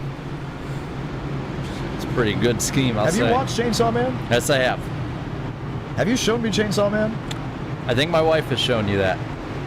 I'm not into anime, so I wouldn't know. I probably saw it and then went, oh. Well, we have the pillow with... That's right, right. I did see that, okay. Yeah. 14 coming to 13 to go. We'll restart with 12. L4, Nathan Dew. And we now ask ourselves, now what? Who's in, who's out? Michael Mitchum is still the only one out. Tyler Tinsley, 28, now 30 laps down. Max Steinmeier is 1 lap down. Joey Stone catches lightning in a bottle. He's on the lead lap. So 26 drivers are going to go for those 19 spots with 12 laps to go. An aero package you're still trying to learn.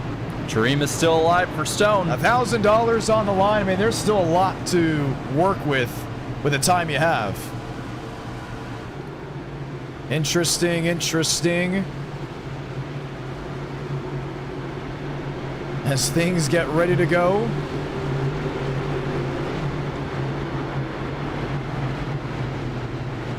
Malik Ray went from, oh man, he's outside the top 19. So now here he is. He's going to be on the front row. Jarrett, what are you expecting underdog-wise? I think they're starting to fizzle out, but there are still some up there that are proving a name. I mean, you're looking, Oswanath is the one a lot of people have looked at, we've talked about. Pierce is somebody else that I don't think has a big name in the NR community. And then there's others. There's Hall, for instance, who's had internet issues tonight. We see another blink up towards the front. Right. He's had a few of those tonight at this point. This is not the first time. Yeah, they have put the warning out. If it happens again, he's going to disappear into the LCQ. Yeah, but say for good this time. We have not shown you from yet, haven't we? No. I feel like that's like the little carrot I have to dangle in front of Frank to make sure he behaves in these events. Yep. Yeah, he lost that opportunity in the Florida 500, I believe. But he's back. Him and Kai are back, and I talked to both of them. They're like, you guys okay? They're like, oh, we just agree to disagree. They're both in this duel, by the way. Yeah, both running Fords, by the way. And with 12 laps to go, they'll see if they can beat the top 19. Back underway from Daytona.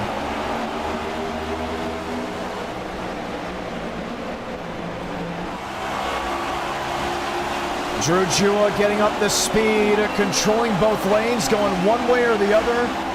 Hoping Malik Ray doesn't get a run. Doesn't happen for the 0-1 on the outside. He's trying to build up that run. 38 going back and forth. You just got to seesaw for right now. Make sure you stay up in front of all of them. Back in the pack, you're starting to see they're all getting formed up about the top 22 in this main pack. Kenny Rill on the inside. He's played it calm, collective, has had the whole movie go on around him. Frank blinks again. That might be it. He's bad blinking. Coming to 11 to go. Nathan Dew peels off into the pits. His race looks to be over to the LCQ. He'll need a lot to help. DeAngelis was blinking. Do they give him the L1? They're still stuck 2 by 2. You're starting to see this pack whittle down more and more. Those final few rows are going to be really, really fun to watch. Malik Ray outside, Bagley all over him, Dale Greenwood all over him as well. Another blink. It's going to have to be an L1. There's no way that second lane can get generated with all that blinking in and out for the 69. Yeah, and at this point, how do you get out of the pack now? Because you have a car up in the top lane. They're trying to form a third lane up there. Bomar, Burns, Garza, Pierce, Hall. 10 laps to go from Daytona. 3 wide through the pack. Kai Collymore is on the bubble again. And another blink from DeAngelis. Oswinoff, Greenwood. What to do with what's at hand. Third lane getting generated. Devins Baker. Yaroslav Donskoy. Jackson buys up as well. For the first time all night, that top lane is making up a ton of ground. 09, Barrows trying to get in as well. Another blink from the 69, that has to be it. Stone's hands force, has to go to the outside, bails out of the throttle, thought a wreck was about to happen. It still could, 10 to go. 9. Down to 9, Greenwood outside, Devins Baker, what a charge he has had. He has worked his way through 3 or 4 rows. Can Devins Baker steal the show and make it into the NWP 400? We've seen all night he's been trying to make that top line work. He finally does. But it's because of that middle line, too. They're getting held up because of the 69. Drew Jua, Malik Ray, Miles Bagley. Dale Greenwood has the lead for a moment. Here comes Drew Jua up the middle. So Ozanov got the left side on the transition of the apron to the racing surface. That completely took away from that inside lane. Dale Greenwood, lane 3 charge. He leads back to turn 1. Every one of these rows could win it depending on the push they get. Bottom row going to have a little bit more work. Middle row needs to get rid of that 69 who's blinked out again. Devins Baker into the fence. He has hit that wall multiple times, keeps it pointed in the right direction. I didn't know he could get a Darlington stripe at Daytona, but he's proved us all wrong with that. 14 car pushes. Dale Greenwood clear to the lead. He can go where he wants. He goes up the middle, crash. Baker into Jua, and they're all around into the pack. Garza around again. Spencer Burns. Big hit for the 20. There goes TCB. Heavy damage, Jeff Perchatsky, the driver out of San Diego. I think those two are still not done. That's Burns and Buys. At this rate, who is left to make it in without damage?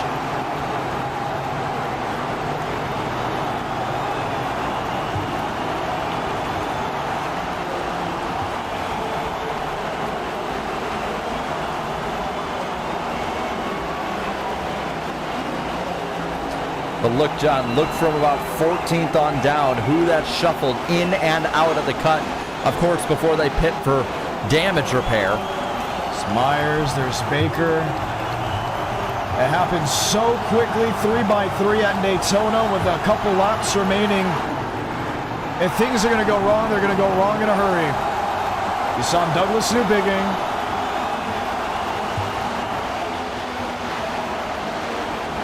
I mean, it almost looked like a ticking time bomb, 3 by 3. So watch that front 2 or 3, though, in the top. Watch Baker in the 14. He's up towards the top. He gets high again, and the 38 just kind of goes up into him, too. We'll have to slow-mo that to see exactly what happened. May have been on Devins Baker. I think he may have came down. Let's see a different angle of that.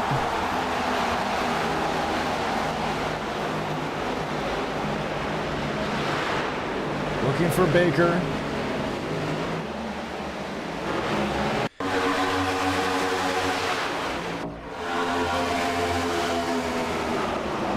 Yeah, that was the wrong Baker. There's Baker. I clicked on the wrong Baker. See it again. Watch the 14. He's pushing the 08 to Greenwood. And he kept getting in the wall. Is at some point he was going to come down, and definitely came down. Yep.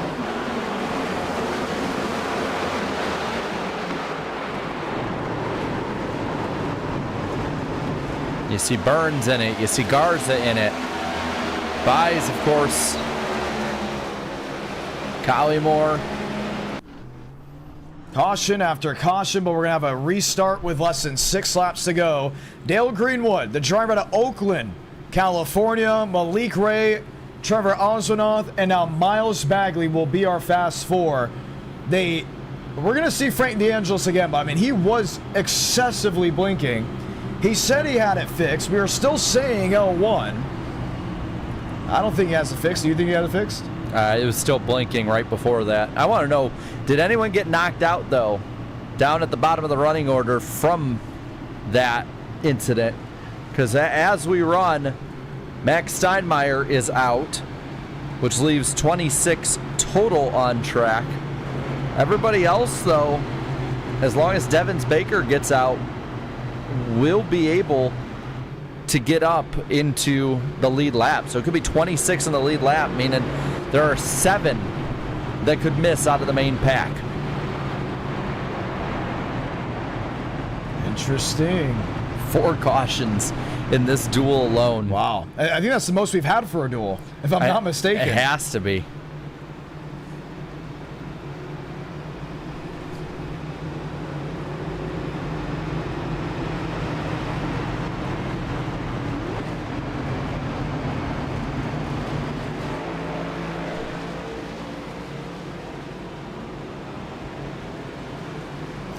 They get it lined up.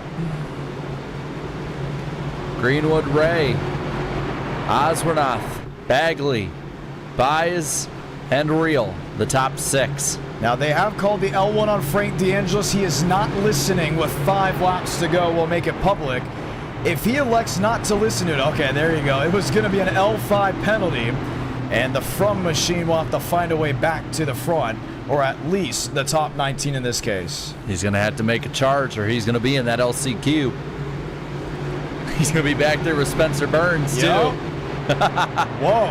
How about that? Racing the guy you're sponsoring? And Drew Jua is back there. PTS Diecast. PTS standing for Push to Shmush. Of course it is. And he's been shmushed to the back half of the field. Let's get ready to go. 5 to go. 4 to go. What do you do if you're these drivers on the outside looking in? You're going to have to put it all the way to the pedal. The only thing is, you don't want to go to overtime in some cases if you're the front runners, because that gives them another opportunity to try it all again. If you're the front runners, play it safe. There is no reason any of those top 10 guys should make any major moves at this point. From about Basin on back is where you start to see the craziness. Collymore on back is where you start to feel and sweat all the way out on this one. All about how you get this restart here with 4 laps to go.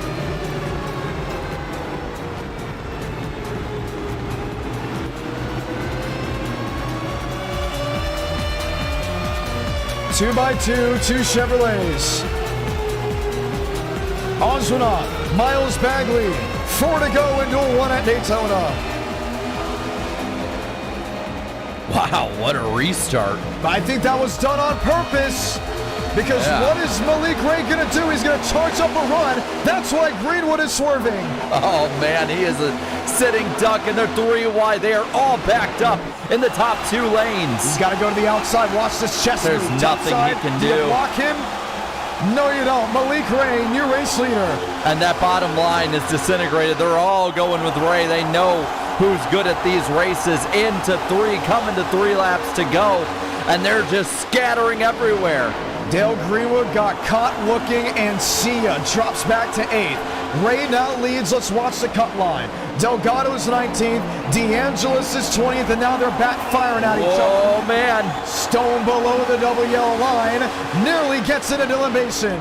Going below the yellow line is legal, but nobody in the pack is obliged to let you up, and if you cause a crash, you're out no matter what. Ooh, Barrows in the wall. Got help from Nathan Dew. 3 wide back there. That is for the transfer. That 3 wide battle. Frank DeAngelis has fought his way back in. It's still 3 wide for Stone. Christian Delgado. Hood was up at one point during this race. Now he sits on the cut zone in 17th. Perchatsky on the quarter panel of Greenwood. No change. 2 to go.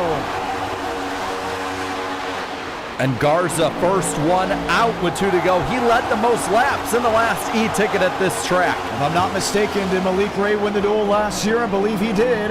And the NWP 400. Can he do it again? Garza trying to get the run up top. 4 drivers all in a drafting line. Nathan Dew now past him. Back and forth with Bomar. It is going to be to the line at this point.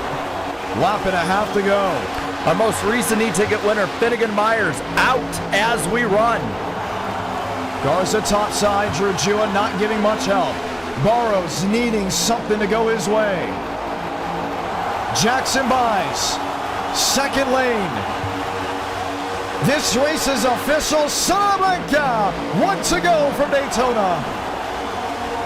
Now Buys has the push from Schmidt. Both of them get ahead of Malik Ray. You got to go down and block him, don't you? No, they don't get the run. Garza up top of the run. That high side is moving for the cut.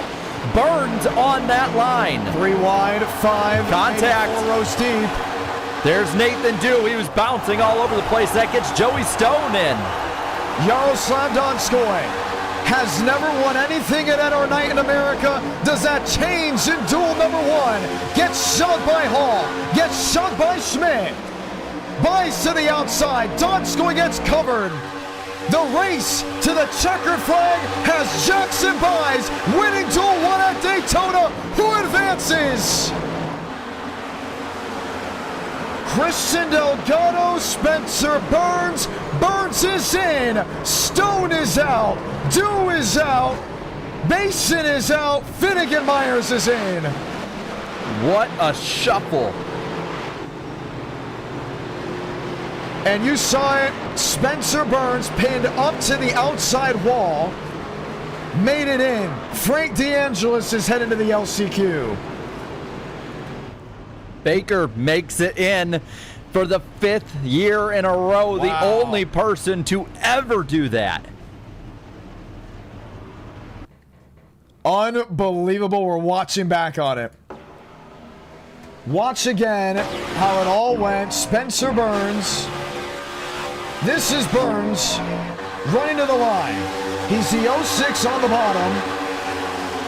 Stone got into Nathan Dew, and Burns was just mere inches in front of the other competitors.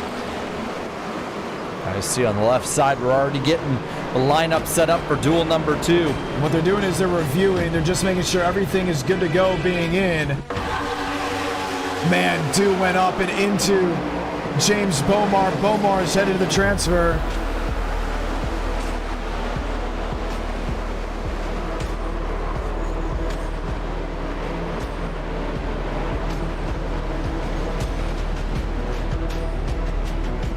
Okay, so that was the crazy one, right? Unless this one's even more crazy. I don't know how it could be. I don't know. But we'll find out. But I mean, those some, to review again. Those some big names to be in the LCQ.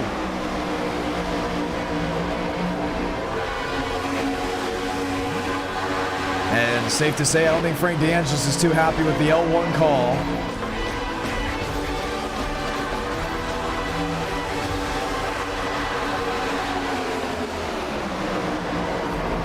Man. That's how Burns makes it in. And we're getting ready for duel number 2, an extra 50 laps on the board.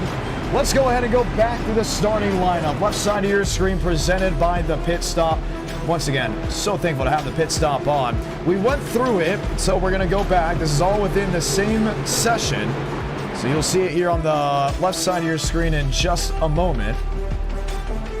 We could go ahead and get it up. There it is. Let's start all the way now from row number 1. So, once again, top 4 already locked in. Drugman and Shaver will lead us to green. It will be, I believe that is Max Brady and Jason Hall. Then you got Cortinas, Lewis, Gomez, and Johnson all following them up. Blaze Crawford is back. Chase Crawl, remember when he raced the Chicagoland event, that 88? Another throwback to Dygar. We'll get to that in a moment with Frank Orley and Jacob Wilkerson. Sean Rowe, you're not going to miss in that bright green car. Same with Varys, who has the beautiful Pepsi machine. Barb and Hornish also in this race. Huff, you saw him with Couch, Mavic, Acevedo, Zachary Trevino, and Zachary Truel. Row with the Zacks, got Ortiz following that one up as well. Always great to see Ortiz. Who is he with by chance? Riker Byram, who is always going to be a character in one of these races. Glick, Canal, McKinney, and Lane Sanders round them out. And I think one more, that is... Barrett Polimas. Yes. One of the few drivers that race in person. Polimas races pro late models, has raced this year with the Jeg Series All-Stars Tour, was up front in the championship hunt in 2024. I got to say, John, you know, we're talking about schemes of the race and all that. That 41 and that 2, whoo, they're beautiful. The 2, I love the 12. When I saw that 12 at Hoosier, I was like, oh yes. But Davis Lewis didn't know what to run, and we said, what number? He said 2. We'll find something. This 88, we're going to get into the history in a moment. Chase Crawl, for the ones that work in ARCA or worked around ARCA, they know Charlie Crawl. He is the son of Charlie, and guess what? That Dygar team is a part of the Crawl family. This is a throwback, if I'm not mistaken, to Donnie Allison from 1972 to 1974. He raced for Dygar. Man, I know at the next ASA race, if Charlie hears this, he's going to probably fact check me on that. But this is what I was at least getting in the Discord messages. Throwback to Donnie. Very reminiscent to the scheme. The only difference is the font of the 88. And then look at that bright green 99 too. That's the thing. Big focus was you need to pop and you need something big on the hood. And these guys have gone out and done it. I mean, you can tell who each one of these guys in the field are, even if they do sometimes have numbers wrong. We'll get ready to see how this... Coca-Cola.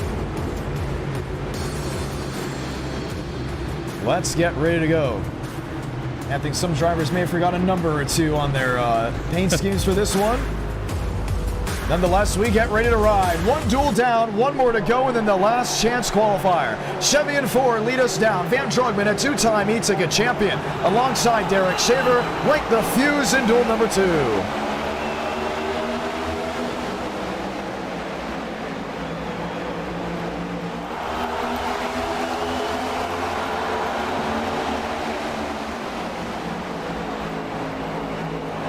Big push on the bottom. Drugman, Brady, Cortinas all the way out to the lead. Shaver and that top line falling back. Brady going to try and make a move and not going to go anywhere just yet. Gomez jumps up with him. And a great jump up it is. Max Brady on the outside lane. Lined up, loaded in. Van Drugman on the bottom. Oh, Cortinas gets into Brady. They all save it. Drugman on the apron. He'll lose 3, 4, 6, or 7 spots. They keep it pointed in the right direction. I'm not even going to guess what duel's the crazy one, but what a great and crazy save by Drugman. Brady with the lead after all of that. The pack is spread out. Does this possibly give us an opportunity to calm down, change things up? No, they're not calming down. This is lap 1 that they were doing this stuff. Davis Lewis in 5th. You'll have a helping hand with Jason Hall in front of him. Shaver to block the middle. Shaver elects to block the bottom. Gives the full daylight range to Davis Lewis in the 2. And he's going to take advantage. He has his nose out ahead for a moment. Not just a moment with a push from that 22. They're going to the lead. 2:22, Ford on Ford. Davis Lewis has not won an e-ticket, but Frank Horley has. He won the first one back in 2021. Who moves to the middle? Who moves to the bottom with Johnson? Team T a hand to turn 1. You're seeing through that shuffle, Van Drugman, who started on the pole, is at the transfer line. Meanwhile, up front, it's a battle of the twos, 22 and 2. Ford, you got more Fords. I see a Toyota in the mix. That's Gavin Gomez. Gomez won multiple races in NR when it was founded in 2021. Has been winless for quite some time. He now picks up Frank Horley. They're in a Discord chat together. They don't have really a connection with Davis Lewis, let alone the 2 and 22 would have been teammates in person. So it's Gomez with Horley on the bottom, and here comes Chase Grawl in the Dyguard 88. You're seeing they're just all over the place again. It's so difficult. And a move now to the high side nearly causes a wreck. Top line trying to make it happen. And it all happens behind the blue deuce of Davis Lewis. Here's Crawl to the middle. It is on. If you're just tuning on in, we say hello and welcome. It's rush hour just east of I-95 at Daytona International Speedway in Central Florida. Lewis and Crawl, they're now hand in hand. The dances continue behind with Andres Varez 3 wide top. He got left out to dry, and if no one goes with him, he's going straight to the back. 2 by 2 for the most part through this pack. Does anyone go? No, he finds a spot in line in front of Drugman. They continue to knock off the laps, so it is going to be... Oh, there goes Crawl! Off the nose of Gavin Gomez. Everyone else slides and bails for the grass. Gomez, Shaver, I saw a huge hit maybe by Riker Byram. I believe also the 41 of Jason got a piece, and the caution will happen yet again. The first one in duel number 2. 46 to go, lap 4, just like duel 1. I'd say we're on the edge of the fuel window, seriously, but it's looking like it's just going to be a crazy night. Not just one crazy race, a full-on crazy night. Wow. Caution, off the gun, Gavin Gomez. Goes to school at LSU. Actually just got back to Baton Rouge as of a week ago. Didn't know if the internet was going to be sustainable enough. Actually part of the group of people in the Discord that are heading down to Daytona in a couple weeks for Coke 0400. Plans on going to the Daytona 500 back in, or this coming up February for 2026. We'll be at Talladega as well. In this case, on the esports side, not the way he wanted to do it. Couple laps in, let's see. I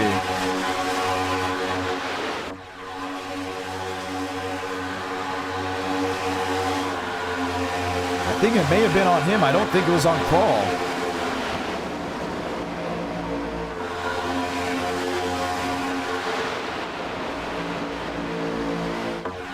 Oh yeah, he got into him off corner exit.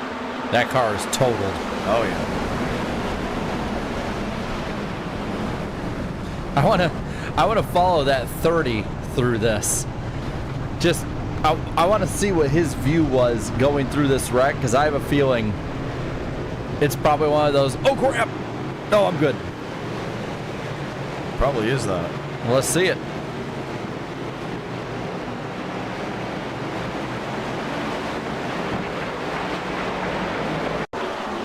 The view from, which driver you like to see again? 30, I believe. Oh, Derek Shaver. Yes. Watch what he sees when he goes to the grass right here, John.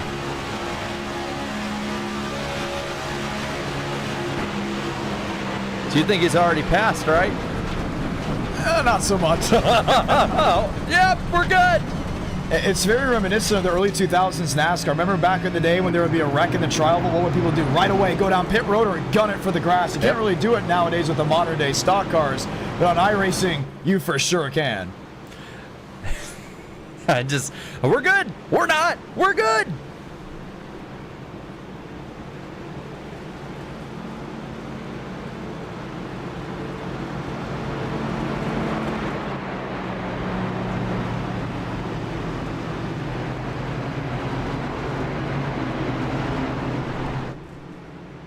So we'll get ready to try it all again. Now with 45 laps to go for the ones tuning in, we want to say thank you to the Pit Stop for coming on board and being a sponsor of the NWP 400 Enter Night in America and NWP. We'd like to thank the Pit Stop for being a presenting sponsor of the 2025 NWP 400. The Pit Stop is an official allocator of Lionel Racing, from 164 to 124 scale NASCAR diecast to motorsports merchandise. The Pit Stop will have you covered every time you're ready to add an item to the collection. You want to check out the Pit Stop Racing diecast and memorabilia? You can on the Whatnot app or on whatnot.com. Link is in the description of this broadcast to their Whatnot. If you click that link, they have a show every Monday, Wednesday, and Friday, if I'm not mistaken. Click that link. You'll get $15 off the next show when you want to purchase a racing item that looks great for your collection. The one to go is out. This is how we get ready to fire back off. Jacob Wilkerson, Davis Lewis, Derek Shaver, Dominic Barbagallo, Trevor Huff, Barrett Polimas, Jess Acevedo with Andres Vadas, Zachary Truel, Lane Sanders, Jason Hall, Chad Hornich, Riker Barham, just to name a few. Well, a couple come back down on pit road. Let's see if we can get a word with some drivers before we go back green. I think we can, let's hear from Gavin Gomez, who's the root cause of the wreck. Gomez, John Ramos, you got a copy? Yeah. What all happened there off turn 4? You know, I blinked for a split second on my screen, and then I messed up, you know. I'm gonna have to, you know, bury that one. We're gonna take blame, and we're just gonna have to move on. All right, 44 laps to go. Good luck. Thanks, Jet. Is he ready for Florida or what? I think so. I think so. 44 laps remaining here at Daytona, as the LSU native will have to try it all again. Let's go in here for Braden Mubbick. Mubbick, John Ramos, has been a quiet night for you, but you just started off with your duel. I'm scared. I'm scared. Very scared. Because of what's behind you or what's ahead of you? Both. I'm more scared of what's behind me directly than I am what's in front of me. You and Lane Sanders never saw eye to eye. No. I don't trust controller drivers. I don't trust them at all. Pray for me, John. Pray for me. Send prayers. We'll do. 43 laps to go at Daytona. Braden Mubbick gets a little bit of TV time ahead of the restart. We're back underway.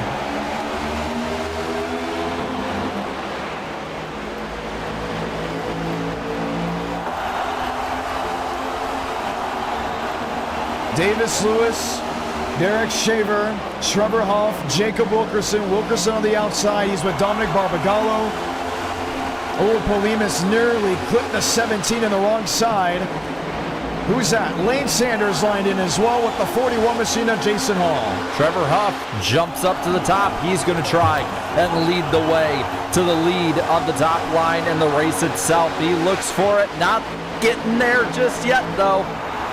Southwest Airlines Chevrolet lined up with the EPI 43 and Jacob Wilkerson. Davis Lewis and the Blue Deuce is under fire. They won't lead this one. It's Chevrolet at the line. Trevor Huff leads. 3-car draft is what got them all up there, and they are trying at least to do what no one else has done tonight. Take control of one of these races. And this is a package where you're supposed to take control, or you expect to take control. What has happened with the notebook of the last week and a half? No clue, but 1 second, another driver leads, followed by another one and another one that comes out of the lane. Trevor Huff, he's leading now, but can he hold it? Urgency, that's what happened. Up front, still Huff, still Wilkerson, still Barbagallo. There's Polimas, who's leading that top, or at least middle line, the top line towards the front. 41 laps to go will be this time by. Still Trevor Huff leads. You look a little bit further back. It's now 2 by 2. Horley's caught in line. Patrick Connell on the outside. Lane Sanders there as well. Cooper Glick, the Rackley War 05, has dropped back mostly out of the draft. Everyone else 2 by 2 as the sun starts to set. The shadows get long and the sparks become a little bit more defined. Every time they seal off into turn 1, it is just a sparkler effect from first to last. Seems a little more orderly than the initial start of this race. At least they're trying to keep it that way. Up at the front, Huff has led, I think, about the longest just about anyone has led all night long. And I think Duel 2 is finally settling in. We did see the lap after lap run. at the middle part of duel number 1. Starting to see it here. Now, we did have an early caution in duel 1. That set up a possibility of a fuel lottery. Could that happen here in duel 2? Only time will tell, as Crawford's in 14th. Truel is in 15th. Max Brady is in the 16th position. Hornish, Johnson, and Glick all line up. Left side of your screen. Who's in? Who's out? You see it the entire way. Polimas takes the lead with Lane Sanders. Push up top is Hall trying to get that Casey's machine all the way to the front. 2 by 2 for the most part. No one's making that third line work. They're trying. They're just not making it work. Blaze Crawford thought about a look to the outside of the 24 machine. No deuce, not going to work. Andres Vadas. Mubik is 16th. Troll is 17th. Riker, Byerman, Cooper, Glick. Those are the final drivers in. Lane Sanders on the outside lane with a shove from Hall. Sanders leads at Daytona. Here comes Iron Man. That's Cannell, who is right up in the third spot in the top lane. Down low, Polimas tries to get that push again. They're about even, heading to the super stretch. It is still 2 by 2. No real jolt out of line for the 3-wide urgency. Mostly now single file. Bottom side of your screen. Left side of your screen. Now right side. Only driver out of this race is Sean Rowe. He retired after the incident. Zachary Trevino. And I believe Xander McKinney sit 27th and 26th. Gavin Gomez now 2 laps down. He's by himself all alone off turn number 2. Oh, they're getting stacked up in the pack here. 3 wide now. That's Hall in the middle. Sanders will cover the hole. This is about the most spread out that any lead pack has been this far into a run this night. There, Polimas. He's up there racing. You see Vades, Barbagallo, Sanders, Jeff Acevedo, and it's now calmed in. Okay, we're racing at Daytona. This is where some go get the popcorn, the hot dogs. They come in and out. You know that point of Daytona. We've been here before. But you know something's still brewing ahead, right? 38 laps to go. You don't have a long haul away. With 38 laps to go, you know that within the next definitely half an hour, this race is going to be out to the conclusion. So what do you do if you're 13th, 14th, and 15th? Do you block? Do you get feisty like Andres Vadas has been doing? Or do you ride around? I think Barrett, Polimas, and Huff are very well content sitting 1-2. I think if you're in anywhere in the pack right now, take a deep breath. The problem in the first duel we saw was people making a lot of moves that didn't need to be made. In doing so, they caused unnecessary cautions and ultimately eliminated a lot of them. And now they're in the LCQ. Don't make any unnecessary moves. They're trying. Max Brady, if you guys don't know, he works at a casino. He's a blackjack dealer. He's willing to make the bets that most won't do. And he almost made a bet with him being retired from this race, almost swiping the bow and making contact with the 2 machine of Davis Lewis. Lewis is 9th, Connell is 10th. That was happening just up inside the Elite 8. So, yes, where some are smooth and calm, others are still looking to make up ground where they think they can make it up. You're seeing that top 19. It stops with the Wrangler machine, the 98 of Riker Byram. He is the last one in as they run. Sun setting. I love that Daytona glow. It's just something about it. We've been to Monday races, Sunday races, Saturday races. Every time that sun sets, whether it's in July, August, or February, it just looks right. That Top Gun feel. That was the first promotional material we have for this event. Jarrett, what was your most memorable Daytona moment? I mean, as a Dale Jr. fan, him winning the Daytona 500 in person, gosh, probably, I'd say the 2021 race. Of course, the first race I ever watched ended in this kind of light, the 2005 Daytona 500. There's so many to choose from. Thing is, I remember a time, I don't know if you do, I remember a time where Daytona 500s ended looking like this. Yes, I do. 2011 Daytona 500, Trevor Baynes, Cinderella story. That mostly has gone away with the 3:30 start times, and it could go in the future with what things could happen, maybe a Sunday night primetime 500 from what we have heard of rumblings and rumors. So, honestly, you want to know what my favorite moment at Daytona was? You probably already know, as I talk about it all the time. Austin Dillon slamming the catch fence while I'm sitting row, I want to say 6, 7, 8, somewhere around there just off the exit of the tri-oval.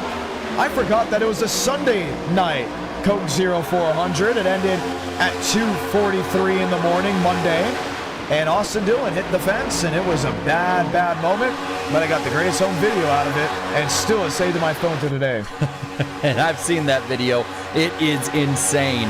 Kind of like this racing we're seeing now for the lead. Brady and Crawford all over each other up towards the top. For the ones that are watching back at home, you may be saying, wow, no mid-roll ads. Why is that? Well, the pit stop came on and said, we're going to cover the ads that iRacing and YouTube be giving up so no one misses a lap of coverage.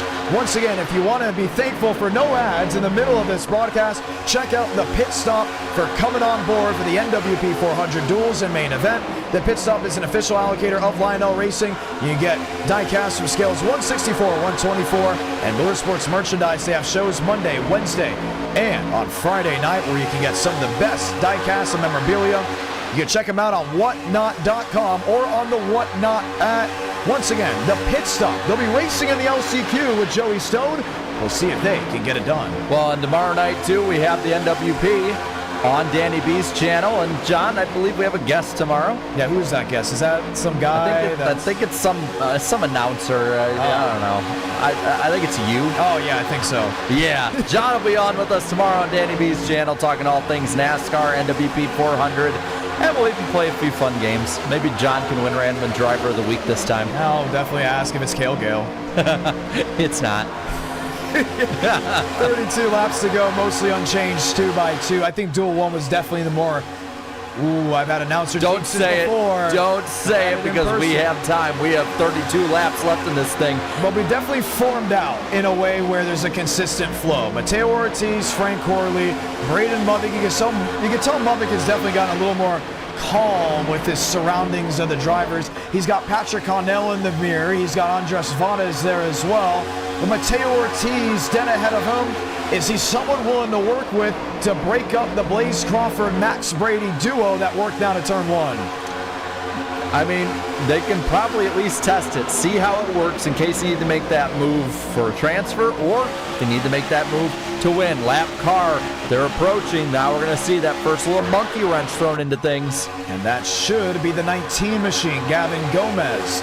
2 by 2, where does Gomez place his machine? It's either going to be below the WL line or everyone's got to go wide. No, this time he climbs the 31 degrees of banking and chooses inches off the outside retaining wall.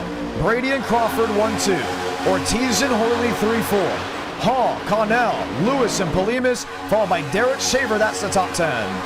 And then you see that cutoff line.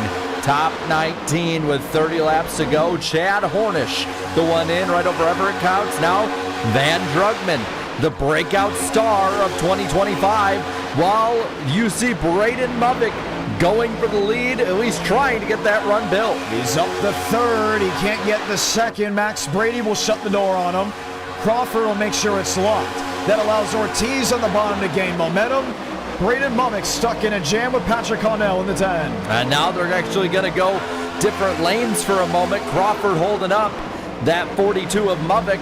While down on the bottom, Brady holds up the entire bottom line. We want to thank the most active in the live chat below. There is a top 3 of top fans that YouTube has added recently.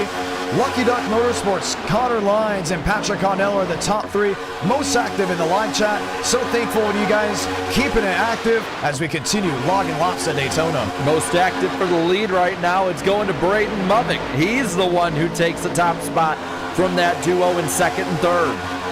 Mubbick, Crawford, Brady, Connell, Ortiz, Polimas, Horley, Hall, Acevedo, and Vadas. That's the top 10.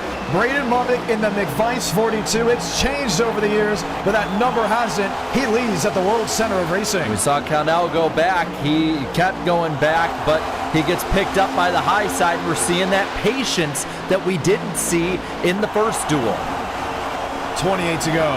And it's single file mostly, barring 4 or 5, maybe 6 machines in lane number 2. Fuel lottery, fuel save. You got to question if it's coming into play. We had it happen last year. I can't stress enough that this could be something we see again. Now, last year also we saw a wreck at the end of one of these things, and it was a Truel, I believe, who was wrecked in the tri-oval grass and had to basically crab walk that thing the last 35 feet in order to transfer on. So the point of the story is, yeah, you can save fuel, but if you get wrecked, literally anything can happen. Indeed. Patrick Connell, outside lane, a lot of daylight between him and Acevedo. This is going to give the advantage to Crawford and Lubbock on the bottom as they close the gap. Connell may have led that one, needs a helping hand, finally gets it. Iron Man 3, top of your screen. Here he comes to the race lead. Flying like Tony Stark, he has that lead for now, one of the biggest leads of the race. That's not a good thing. Due to the draft, Lubbock in second and Crawford in third. They're starting to dice it up just a little bit more. Nothing too crazy yet, but it's something to watch. There'll be 26 to go this time by. Shaver and Polimas, Ortiz, Drugman, Horley, Counts, Hall, Vades. Those are the drivers most on the transfer spot. Let's look at them. There's Trulin 24th, Cooper Glick in 23rd, Chad Hornish in 21st, David Johnson outside looking in. Remember that hit we saw by Chase Crawl? It didn't take him out. He's in 19th. He's just hanging on at this point. I swear, Truel, it's like every time I see him in one of these kind of races, he's always on that line. It reminds me of earlier this year when Bubba Wallace was talking about the NASCAR playoffs, and now he's always stuck on that line. That is Truel in our races. He's always sweating it out in them. You see this pack is starting to go, for the most part, single file. They are really playing it safe. They don't want to do anything that can be out of the ordinary. Duel 1 took a lot longer than a duel usually takes. Duel 2, scheduled time of arrival is on time. The Southwest machine on the outside lane, that's still Trevor Huff. He's lined in with Lane Sanders, the Papyrus Chevrolet. Patrick Connell continues to thunder his way back to the trial was the race leader. Barbagallo joins them, and they're actually making up some ground in the high side. A lot of ground at that. They're going to the lead. How about it? Trevor Huff, 3 drivers abreast, has somehow went from geek to sleek in 1 and 2. Could some of them also be going a bit slower, saving a bit of fuel? Barbagallo left out to dry at this point. I wouldn't be surprised. Yep, 188. They're for sure blipping the throttle. And we saw in Duel 1, they were hammered down and they weren't lifting. And you can see Jacob Wilkerson out of the throttle. Fuel save mode, fuel lottery. Welcome to Duel number 2. And that's what I love about the duels. We got Duel 1, Duel 2, and LCQ. You're going to be guaranteed 3 different types of races. Can your fuel last to the end? And will it be the difference between being in the show on Sunday or watching it on TV? I think so. They're just blipping it right now, blipping back and forth. The 180s is way lower than what we've seen for the most part tonight. Wilkerson we follow now. He's in the 8th spot on the racetrack. And you see the giant train all the way back. It won't be like this for long, but you know what? It might be the smart move. It might not be the sexiest move, but it might be the smartest. Indeed. There's Everett Counts. You love that scheme. The Ziegler 77. You get that at the pit stop. On the Whatnot app, probably the most commonly formed diecast that is being sold. And the Lionel distributor, presenting sponsor of this event, Frank Corley. That Fireball scheme has been mostly unchanged since the Florida 500. Loose car in the back. Nearly a wreck, a little further back even than this. And they've really dropped the speed. Look at it, 160s. I think you can tell who's in the save mode and who might be in race mode. Because look at Horley. You see him now, he's blipping it. They're just playing games with each other. It's like going back and forth, musical chairs. Who's going to be the one left out when it's all said and done? Jeff Acevedo, Braden Lubbock. Lubbock sitting P8. Lane Sanders out of line. Does he clear in front of Horley? He does. Now they're really going to be jammed up. Here's Chad Hornish. He's up to second. Dominic Barbagallo, the race leader. I mean, it is not just a fuel save. It is like a severe fuel save from what we're seeing. They're passing, they're changing, they're shuffling. But some are 100% and others are 60%. But where it's all going to lead up to is if it stays green right at the end. You're going to find out by who dives down like last year when we saw people diving down with 5 laps to go versus those making it all the way to the end. You see the intervals here for Frank Horley. letting it drag in the draft. If you're in the draft, you're saving fuel. If you're leading, you're not saving fuel. Why is that? Look at these mountain of spoilers on these next-gen stock cars. It's allowing a lot of drag, but it's also allowing the drivers behind each other to not have that air punch the nose. So, in theory, they're having less drag of each other. You can let out the throttle. You can go at consistent speed. You don't have to use as much throttle, which means you are saving gas. Marvin Gallo right now is using more gas than others. He's not going to be able to hold on to the lead from long if he wants to go out there and win duel number 2. Well, coming to 20 to go, we're going to start seeing this really form up. We're going to start seeing who has what and who is really committed to their strategies. Now Riker Byram gets the big push. It's almost like nobody wants to be in the lead, so they just keep letting people by. All to the outside. Oh, Truel. He had to just barely fit it in there. He did. And 2x2 it remains. Vades, Cortines, Lewis and Huff. Van Drugman, Polimas, Xander McKinney, Frank Horley.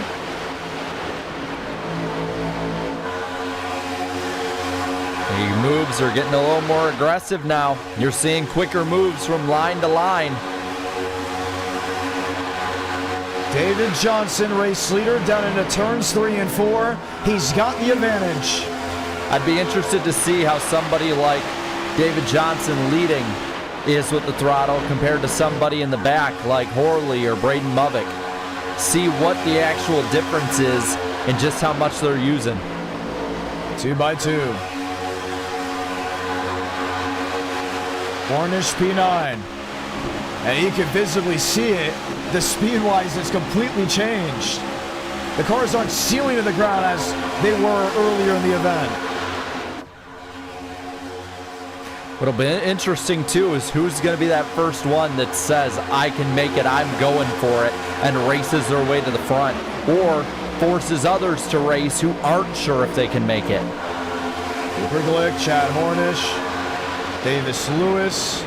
It will be 18 laps to go at Daytona. Who's going to have to peel off? Who's going to stay in line? I admire the patience so far, especially compared to the first duel, but eventually somebody's got to pull the pin to the grenade and start making some moves towards the front. There's Movick. He's really dropped back. One of those drivers that were in the fuel save mode, but up front was up contending for the race lead. Back there with Crawl, back there with Couts, and it's back to now the 2x2 train racing with the top 3 getting an advantage on the outside lane. And they go down to the bottom. At least 2 of them do. Acevedo taking the lead right underneath Hall.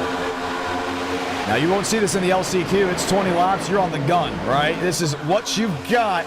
Tight move. Hall's into third. Huff, Truel, toe-to-toe. Zachary Truel, the driver from New Jersey, seeing what he can do with 17 to go. Tighter and tighter moves. It's just going to get more and more until you finally squeeze the life out of this race.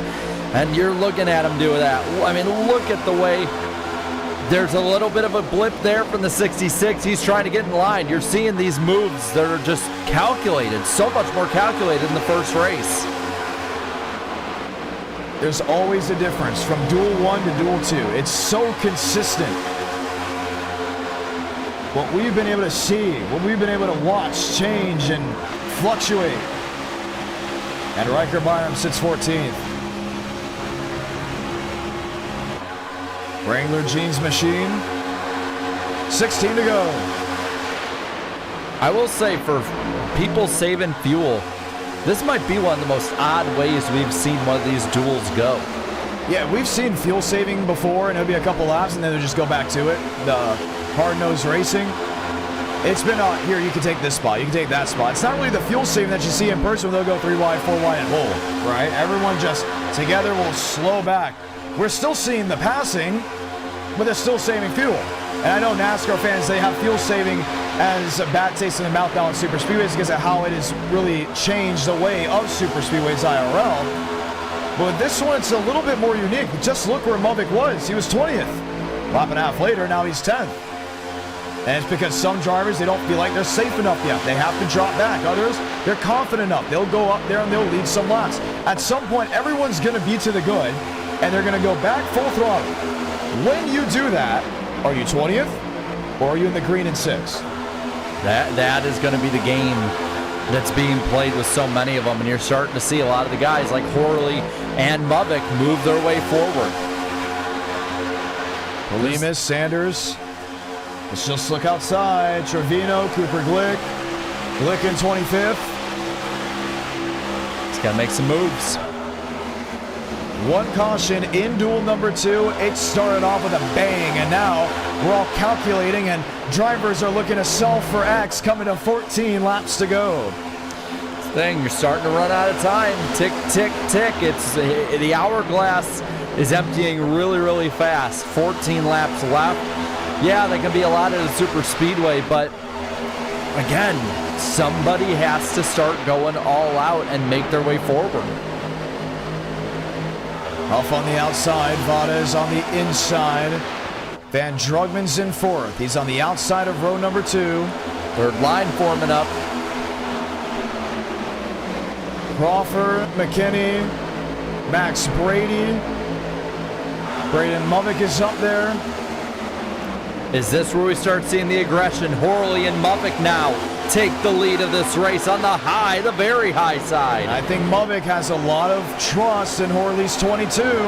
That group of 5, they just cleared the entire pack. Are they going for it now? And we're going to have to find out in a lap and a half. If you start seeing them continue to hold top 5, they're good to go. They're starting to separate. Polimas jumped on that train when it mattered the most. Now he's kind of in a tango. Do I save? Do I continue? It's worked for him. He's got himself up there, and you see the entire just picture of the cut line completely changed. Because now Shaver's on the bubble. Dominic Barbagallo is back there. 3 wide Cortines. McKinney, he's just been pushed out by Lewis. Mudvik P2. Behind the Frank Horley 22. And during all of this scrum, Trevor Huff has not really left the Elite 8. He's battling for the race lead. And they're just doing what they have to do. Van Drugman has moved now his way to the top. And how about Chase Crawl involved in an accident? You see the damage. As long as he stays in the draft, he's good. I think he's down on RPMs. The reason he was in this to begin with may be because of the fuel saving. But now with drivers getting ready to go back full throttle, is the car up to spec to be in the top 10 long term? You don't have to be the top 10. You just got to be the top 19. Just hold, serve all the way to the end. Max Brady, I thought he wasn't going to lift for him. It was close. Starting to see those aggressive moves being made more and more. 3 wide now all the way through the pack. I don't know if they're saving anymore. 11 to go. Zayden Cortina is the race leader. Contact in the wall. That's Lewis. Hornish. Inside, Daylight. Cortines will cover. Lewis top side with Shaver. Shaver to the middle now. And where has Braden Mubik gone? He's dropped back to 7th. Crawls back to 11th. Acevedo is back to 15th. And a new cast of characters sit in the fast 4. Lane Sanders has jumped up into the top 5. He's now racing, not just for a spot in, but maybe for the win. Orly P6. He's making moves too. This all happening behind the top 4. Mubik to lane 2. 10 laps to go in duel number 2. If you're just tuning on in, this is how it works. Top 19 advance to Sunday's NWP 400 at Daytona, presented by the Pit Stop. Everyone else heads to the last chance qualifier, where the winner will be the final driver to race for $1,000 in the next coming days. They've just lined him back up on the bottom, all the way back to that Polimas car in 10th. Tandem drafting, what year is it? It feels like 2011. Oh, car in the apron. Oh, Sanders, Lane hold Sanders. But look how spread out they're getting now. There's going to be some huge runs formed if they elect to take them. Lance Sanders is known for his heart racing when it matters the most, right? Right here, this is where you start getting worried, but you're in 4th, you're doing good. You could lose multiple spots and you still have the cushion. His worry is, what do these drivers, these aces behind, have that I don't have? What moves can they make that I can't make? that will change P4 to them being P14. Well, now you're seeing another duo moving their way up. Canal, and it looks like Trevino. They're trying to get their way up towards the front of this pack. Transferring that way. Glick up to 7th. 2 by 2. Hornish. Riker Byram. Glick on the bottom. And to the outside lane goes the 80 machine of Zachary Trevino. He'll have help from the Kane Chevrolet. Here comes Xander McKinney, the driver out of Toledo, Ohio. You see Truel up top in 17th. He's with Brady and Barbagallo. Now Van Drugman as quickly as being in the top 2. He's outside the top 20. Quick correction, Sandusky, Ohio. That for the 66. And there he is on the back bumper of Zachary Trevino, shoving him along down the back straightaway.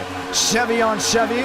Ford leads the way, not for long, because here comes Trevino off the end of the super stretch. Yeah, they're making the move. He's trying to get it up on that high side, the 80 WeatherTech car, and look who else is in that battle for the transfer just above it. In 16th, it's Braden Mubbock. Look who's in 10th, now 9th, Cooper Glick. He's the designer for Rackley War and the whole War developmental race team for the Truck Series, Pro Late Model, Super Late Model side. Here he is, looking to make the show in the NWP 400. What a try for the 05. Doing great so far. Less than 7 laps left in this thing for him to do it. Up top, you're seeing others getting to the wall. That's Van Drugman. There's Wilkerson jumping up there trying to make the move.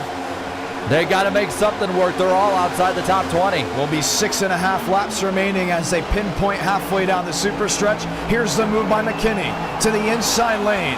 We'll have aid in the 2 of Davis Lewis. Xander McKinney leads the way off turn number 4. Look at that transfer. Look who's in 19th and 18th. Those are 2 heavy hitters who might be out of it. 3 by 3. The track is all blocked up with 6 laps to go. Who do you have to work with? What do you have to gain? Johnson looked inside. Peeked back outside, couldn't work. Krantz is stuck in a jam 3 wide. Sanders loose. Outside lane, inches off the retaining wall. That's help from Jacob Wilkerson.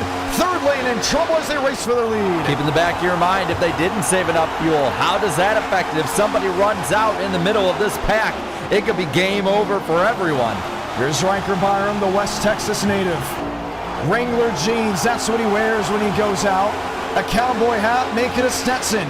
He's been to Daytona. He's watched races here. Now, can he race his way into the NWP 400? Top line starting to disintegrate. You're seeing others bail now. Chase Crawl bails out. He is now still within the top 19. Ford, Chevy, make it for the first 3 rows. Lewis has not left the inside lane. Outside is still Johnson. There's going to be breathing room in between the 66 and the 2. Johnson gets the run off corner exit. Can David Johnson steal the show in a duel? Now you see up on the high side, Wilkerson and Sanders stuck on their own. They might be left out to dry if nobody goes with them. They're holding steady now, but for how long can they keep it up? And look at Sanders just holding there. I don't see him working well as the leader. I think he needs to be a pusher. Gonna need an aid from a machine or 2 in front of him, and that's where Wilkerson bails out of the project. Goes to the middle lane knowing he needs to regroup. Sanders off the bubble, he's back to 16th. Yeah, but he's starting to fall back. He has no help, and there are no openings. He's gone. 4 to go, 3 to go. Strap down the TV, strap down the laptop. Whatever you're watching this on, it's going to go for a ride. Fords lead the way. Byram on the outside. Johnson on the inside. Here comes Trevino Chevrolet. He gets a block up top over Riker Byram. Couts pushing that 98 as well. There's 2 lines and 1 left out to dry as they come to 3 laps to go. And Riker's in a position. Do you go for the win or do you say, let's play it safe, we'll worry about the win in the coming days with the main event? Patrick Connell is in. He's in 10th. Horley is on the bubble. He's 19th. Yeah, but look, he's starting to shuffle a little bit. 3 wide back there. That's Chase Crawl trying to lead a charge. This is dangerous. Van Drugman, 2-time e-ticket champion this year. He's outside looking in. Polimas is outside looking in. So many that have done great things in this community need that one spot. but they just can't find a way through. Contact again. We're seeing a Barbagallo gets in to Cortinas. That's the Starry Ford behind the McVice 42. 2 laps to go at Daytona. What you have is what you have. Got 5 miles to lock yourself into a chance at $1,000, and there they go in the back. Barris around, Crawl involved, and we're going to have a caution. Blaze Crawford, Chase Crawl may have been able to pump on the brakes in time. We're headed to overtime in duel number 2, just when you thought it was going to end under regulation. A lot of damage, Lane Sanders. Varas as well in that 24.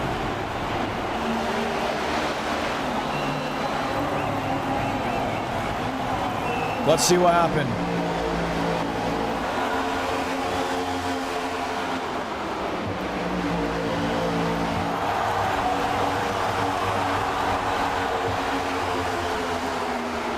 Three wide. Oh, there may have been net code. Let's see a view probably from the front. I thought just maybe the 88 was able to avoid contact. I don't think so. Almost a perfect finish. After a start that looked to not go the way of some.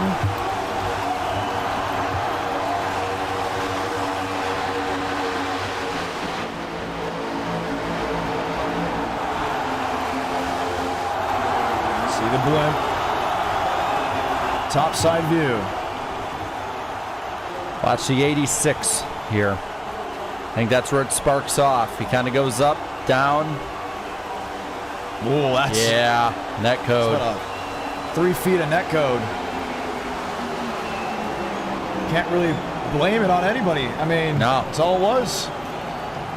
Net code is when a coating fires as an impact from one machine to the next without actually making physical contact. You have it a lot in sim racing. You had it here.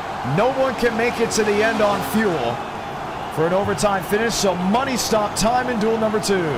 This is one where you don't want to overshoot your pit. That time lost could lose you any chance of making the race. Dominic Barbagallo, Chad Hornish, Max Brady, Mateo Ortiz. Watch for anyone if they're backing up to get back in their pit. There's Crawl. Ever accounts. Easy in, splash and go. That's all they need. Van Drugman stays out as the race leader. He's definitely saving. I don't know. Whoa. Oh, man. Uh-oh. How about that one? They were already a lap past the distance scheduled. Yeah, we're going to get the one to go next time by. So this is going to be a little bit interesting if Van Drugman has the fuel to make it to the end. So this is scheduled to be 50 laps, and they were saving for the 50 lap mark. If we go green next time by, we're going green on lap 53, right? I believe so. We're on 51, 50, yeah, 53. We'll get the one to go. We drop the hammer at 53. Race could end at 55, so Van Drugman doesn't need another restart. Yeah, if we have another one, I mean, he's cooked. He has to go down into the pit lane. Zachary Trevino, what a heck of a race he has had. Riker Byram, that 98 is just absolutely beautiful. Keep together for 2 more laps. Zachary Truel's 28, looking great as well. You see Drugman, he's keeping it on the apron, trying to save as much fuel as possible under this caution. I just don't see how this can work out. You know, let's just go ahead and chat with him. With that much fuel being burned and not coming to pit lane, Drugman, can you make it to the end? We'll see. We'll see. Are you? What does it say? What is iRacing saying? It looks like we're gonna make it, but you never know with these things. These things have lied to me before. I just need to. At this point, I just need to make it to turn 4. Turn 4. All right. Well, we'll get the one to go here. Have you talked to Riker Byram? He's gonna be the one pushing you. Just not yet, but thanks for the idea. All right, good luck. How about that? Us helping them out a little bit. He didn't sound so sure the first time he asked. Then he was like, yeah, we'll make it. I don't know. See, the thing is, when you hang out with these guys a lot in college, you can see who's confident, who's truly like, yeah, we're going to make it to the end, and then who's not. Van Drugman, he races in person. I've called multiple races at Nashville Fairgrounds Speedway that he's ran at. You can tell which one truly feels like they're going to make it and which one truly feels like they're not. We'll find out. If that car doesn't go, though, it's going to be big. The one to go, overtime. How does it work? We'll take the green flag. If an incident happens on track warranting a yellow, we'll stack them, rack them, and try them again. When the leaders take the white flag, the race is official. Next flag will end the race. In this case on iRacing, we don't throw the caution in the last lap, so next flag will automatically be the checkers. Duel 1, Duel 2. I think we have to have a vote on which one you all liked the most. But first, we got to see the end of this ride. Van Drugman again on the apron. Way down to the inside. Wants nothing to do with the actual racing surface. Wants to burn as little fuel as possible. He's soon to be mowing the lawn if he goes any further down. Trevino, Byram, Truel, Mulvick, Johnson, Acevedo, Lewis, Cortines, and Horley. That's the top 10. McKinney is the first one out. Ortiz is the first one in. Max Brady, Patrick Connell, and others all tried their hand at glory. Here we go, John. Green flag this time by. Pace car the hard left. Let's ride. 2 laps to go from Daytona.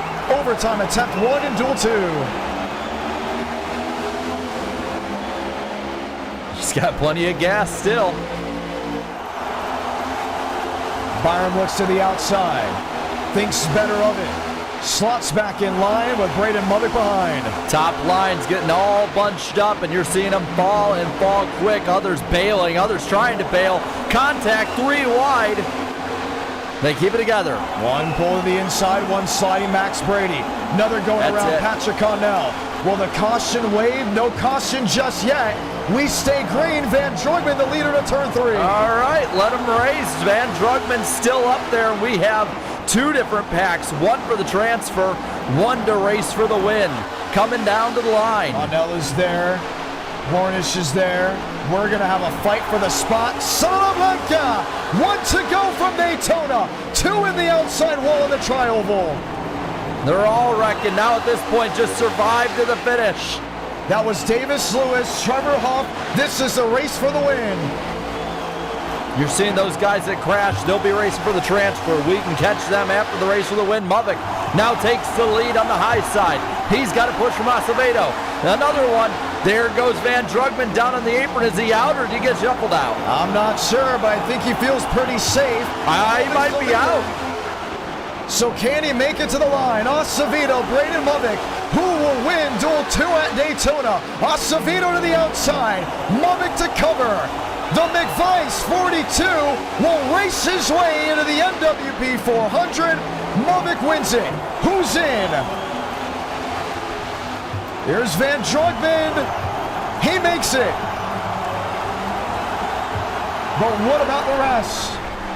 Andres Varez is 19th. He's racing Max Brady.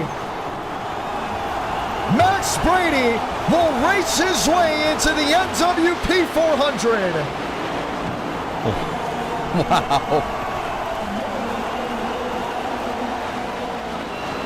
Huff is out. He's headed to the LCQ. Varez is headed to the LCQ. Cooper Glick.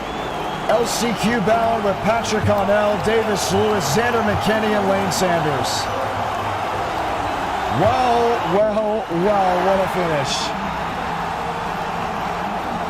Insane stuff. And this is what it's really all about. When it all came said and done, Derek, Shaver, and others watched the restart. We may have to review the finish on who's in or out.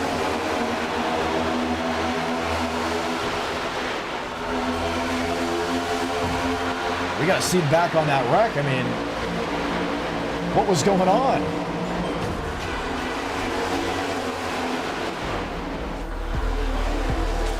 Max Brady getting turned. Derek Shaver up in the wall.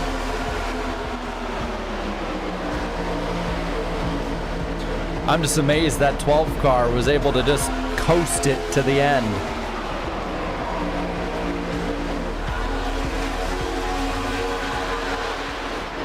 Lewis. No, that's Johnson. Johnson hits the wall. How do they wreck?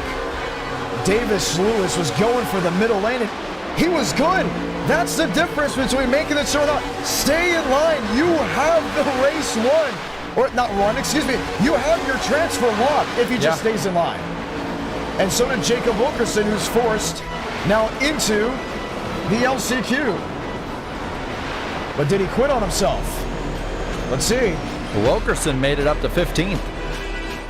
Yeah, so Wilkerson did transfer. Yes. So he didn't quit on himself. Okay, good. Wow, Davis Lewis, can you believe it? And here we go. Shootout bound.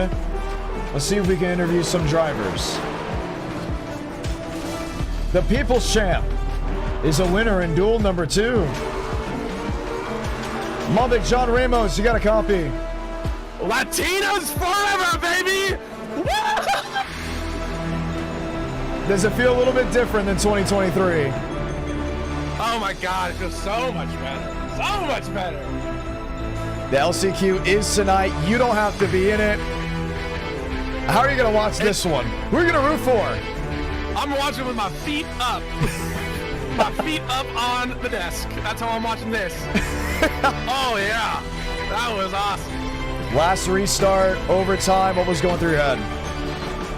Just make the race. I knew the top. I had a feeling the top 3 on the top were not going to get good restarts, and I was going to easily clear them. So it was just a decision of, do I stay on the bottom and make sure I make it, or do I go for the win and go to the top? And I think we all know what I was going to pick. I was going to go to the top and go to try to win the damn thing. And that's exactly what I did. I got to give big credit to Jeff Acevedo. That was badass. He pushed me the entire time. That was awesome. LCQ. That was a perfect push. You've been in those positions where you've been on the wrong end of history. Now you get to watch. Tell me what these drivers are thinking about as they're just minutes away. They are all absolutely crapping themselves right now. I'm gonna say right now, that feeling of knowing you're going to the LCQ and only 4 people can make it. And one in this case. Oh yeah, 1. Yeah, and knowing how many people who are actually very good are in this race is, you feel like you're done before it even starts. You feel like you have no chance of even making it. So who are you hoping makes them? You have Tyler, you have Frank DeAngelis. Who do you root for in this case? I gotta root for Tyler. Tyler Tinsley over Frank DeAngelis. I have to. My teammate. Okay, let's go and ask down in the live chat. This is the best time we get to be with the polls and everyone. Best duel. Which one? Duel 1 or Duel 2? I think the racing in Duel 1 was better because, again, I was running that whole strip green run. I was running 1/3 throttle the entire time, and I was topping out maybe 181 when you normally go to about 197. So, yeah. It took 15 years, but iRacing is now a true simulator. When I got the lead, when I was in the lead with Blaze behind me, I was running half throttle the whole time. Wow. Just seeing how slow we could take it, and yeah, it was fun. I mean, it was kind of annoying because we didn't get to actually race, but I've never done that before, so it was pretty fun. But yeah, I mean, how much of a bailout did some of the guys that were in that first wreck get? Oh yeah. How much of a bailout did they get with that second pack wrecking? Because I looked and I saw Max wrecked in the first one on the back, and he was like 26 seconds behind me in the lead pack, and there was no way he was gonna make it, and then he got bailed out by got really lucky with the second wreck, but that's why you gotta be in the front. That's you why. gotta be in the front. Left side of your screen, you're seeing the drivers that have already been locked in. Everyone else that is in the LCQ are gritting up. Dylan Basin is in the LCQ. Joey Stone, Frank DeAngelis. It's not as stacked as the LCQ in 23, because the one in 23 was like, oh my goodness, stacked. You had 8 possible winners in the LCQ for 2023. with this one, who do you think's going to win? We'll start with you, Jared. I'm going to ask who do you think wins, and I'll come and finish it off.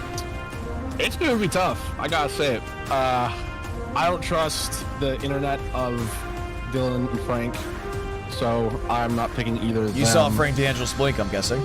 Oh, it was horrible. It was every lap. That's a little interesting. I got comments that he wasn't blinking, apparently. He had the same problems I have at Talladega for some reason in your sessions, where the second I get into the top 20, it just starts tweaking really bad. But, man, I don't know. I do not know.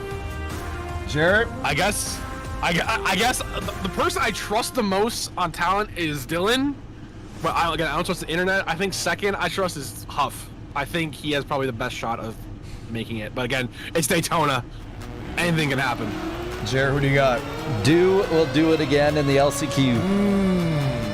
I say roll tide, roll. Give me Dylan Basin to win. Less cars, less internet worries. You won't hear me say roll tide again. I'm a Miami Hurricane fan. But anyways, 20 to go. Or 20 to go. 20 laps in the LCQ. Congratulations, Mubik. We'll see you on Sunday. Thank you, baby. Latinos. Damn. He was going to say Latinos for the ones that don't know, his actual type is Hispanic women, which is why I put it on the side of the car. Could not tell. Could not tell. Jared, are you ready for this? I gotta be. I am. I look forward to the LCQ every year because it's like, who's going to make it? Who's not going to make it? Let's be real. This is the race we're going to see pure desperation. Oh, yeah. And I'm just so pumped for it. We got to remember, too, if for whatever reason somebody were to drop out, you need to finish as high in this race as possible. Indeed. And the best part about all this, it is on the money. 20 laps. There's no saving. This is where the best commentary efforts, I'm going to be honest, have been in the LCQ from both of us. 20 laps, and it sounds like at the end of it, we called a 500-mile race. We're out of breath, that's for sure. If you come to see 3 wide and drivers putting it all on the line, this is where it comes down. Sun setting, welcome to golden hour. In the World Center of Racing,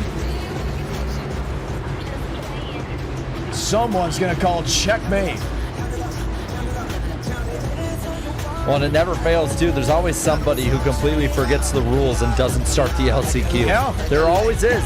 Never fails. We can tell it every single year, and they will always have one or two forget. Chevrolets lead us down. 20 drivers, 1 advance to the NWP 400. It's the LCQ in 2025. There they go. Stone and Dew, top 2 inside lane. Huff didn't get going. Cooper Glick losses 3 wide.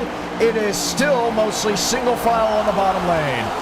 Yeah, Glick gets just completely washed out to the back of this pack, and it is a snarling pack at that. You got to work with somebody, though. You can't do it on your own. You see that 11 of base, and he's trying. He's got the push from Bagley. Oh, Frank D'Angelo's has fire in the veins. He still feels like he was done wrong with the penalty with him blinking. He rides third. He looks to the inside of Dew.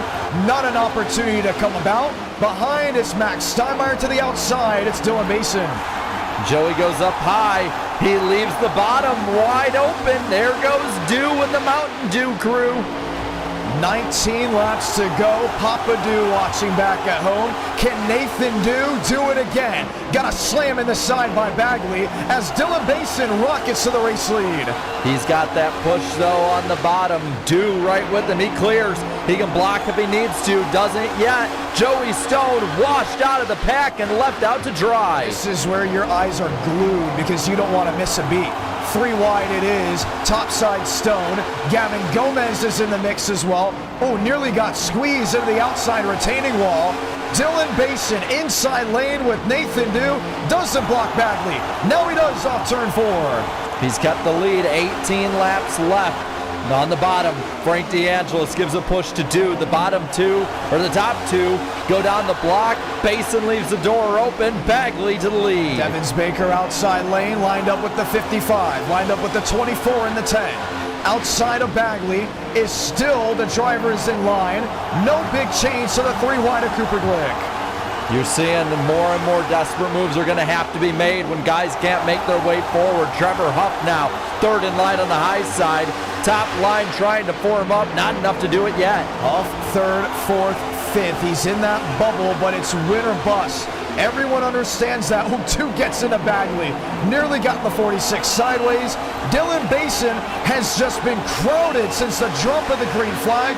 No one gets an advantage with 17 to go. Not yet, but Basin getting the push. Bagley as well. Bagley with the better push. Blocks down low. Now Devins Baker has the top line to himself. He's going to fall back a little bit. Basin has an opening. He takes it. Nathan Deuce struggling with holding the line. He'll get an aid from the help of the 69. DeAngelo seals to the back bumper. Behind are machines of Max Steinmeier, Tyler Tinsley. Baker to the bottom. Basin gets turned off the nose of the 14. Does not make an impact to the inside wall. And now they tear him up. DeAngelis, Max Steinmeier involved as Acosta will wave. Nathan Dew is in it. Did Tinsley make it past no damage? I think he got something. 17 laps to go in a Team T implosion. Gavin Gomez with damage. Nathan Dew, that glass slipper, it won't fit on both feet 2 years in a row, it looks like, unless they can get to work on the 21. Max Steinmeier's car might be completely gone. He is not moving at all. Had some huge hits. We'll see in the replay in a moment. My goodness. And in all of that, Trevor Huff is the one who has the lead. It was just a bad block at first, and we'll see how that affected the entire pack. I love the LCQ. They don't. They despise the LCQ. But that's sort of the thing is, if the drivers despise it, it's usually really we like it, and the crowd at home loves it. So what exactly occurred? Let's go a little further back on this one. So he's clear. The top line has the run too, and I think this is all on Basin. He makes a bad block, but that might have saved him because the 14 collects DeAngelis. Yo, that 23 is total for Max Steinmeier. Yeah, he will not be racing more than likely on Sunday night. Joey Stone. Good deal of damage, maybe not. I don't think so. Might have just been grass particles coming up. Yeah, he got to the apron pretty quickly.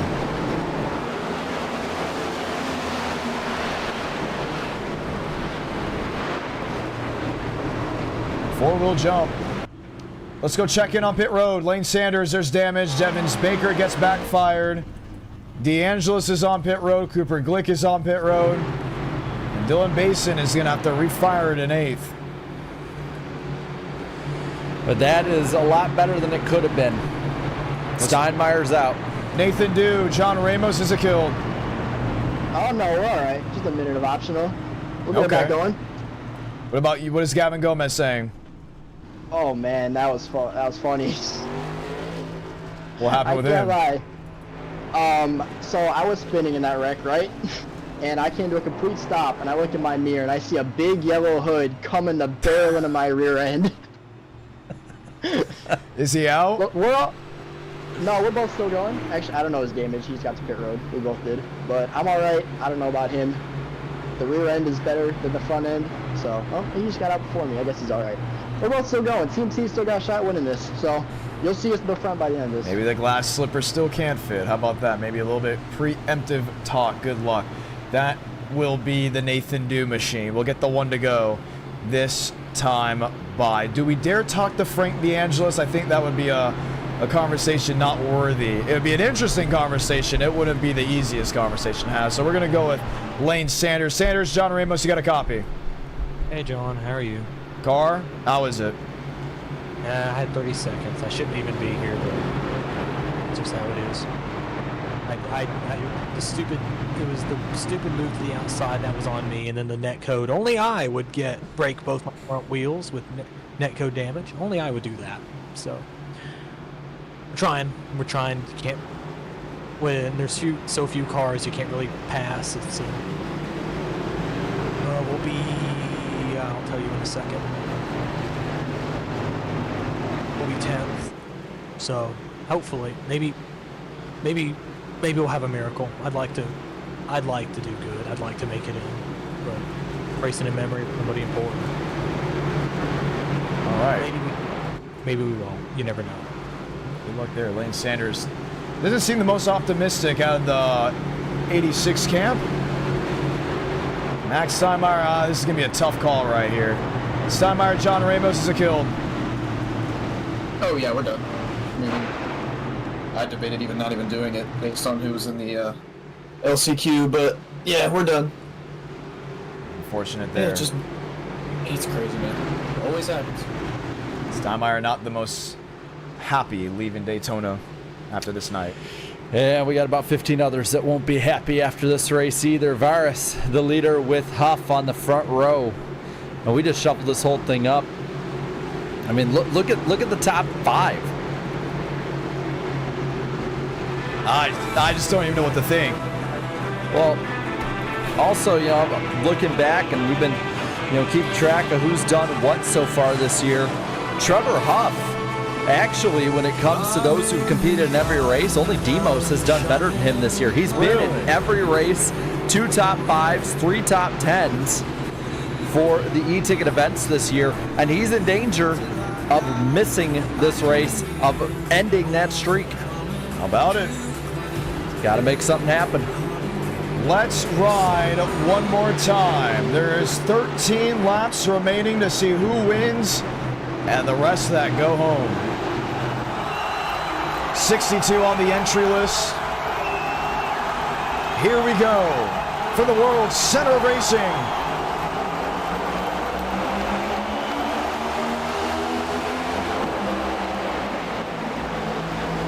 Good restart for Huff. 13 laps left, and he's clear with the lead. That bottom line is such an advantage when you get it right. Huff, Connell, Tinsley, Vades, McKinney, Bagley, Johnson, and Stone. You're seeing that top line. They're trying to make just anything happen at this point. Johnson in that 0 car up to 4th, battling for it. Nothing yet. McKinney to the back bumper of Tyler Tinsley. Connell and Huff on the inside lane. That second lane trying to get situated. Didn't work out.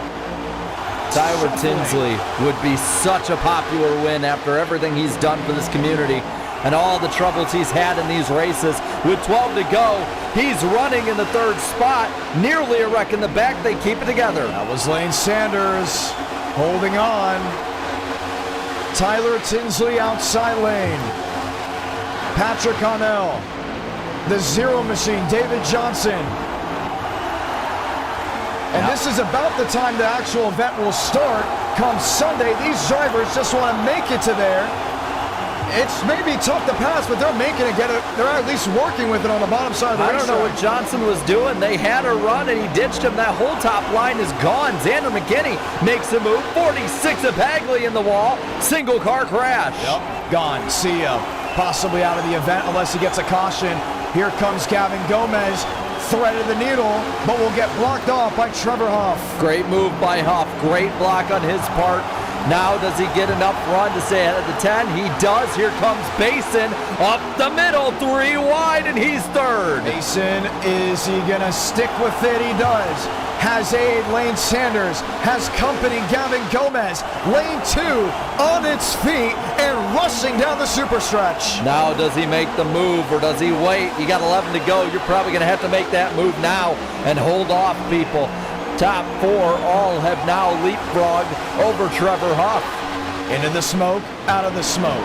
Single cars running, single file.